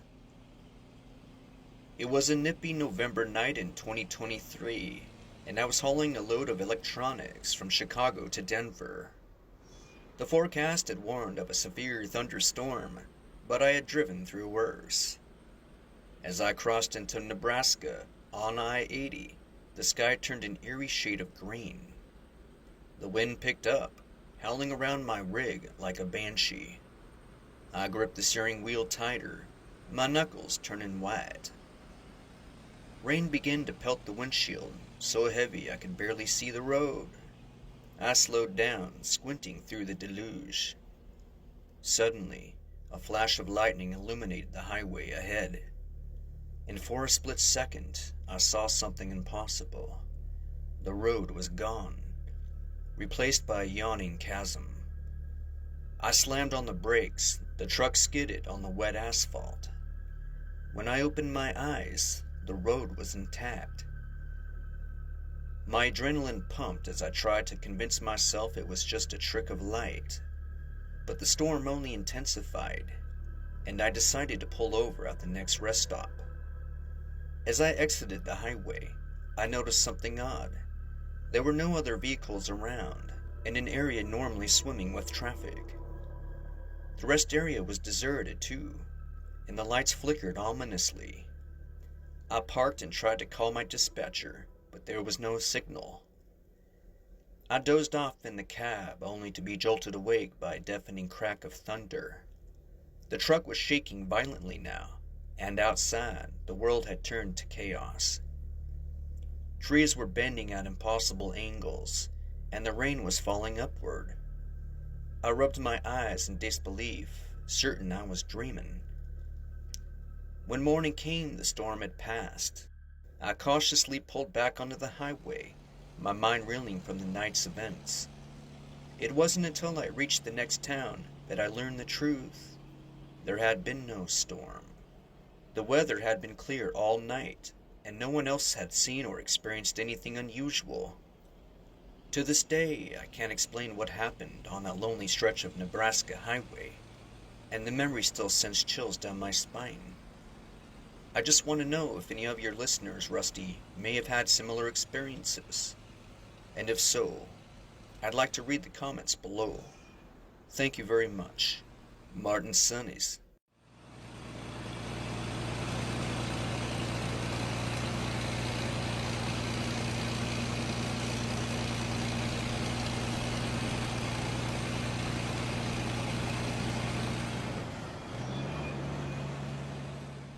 And there you have it.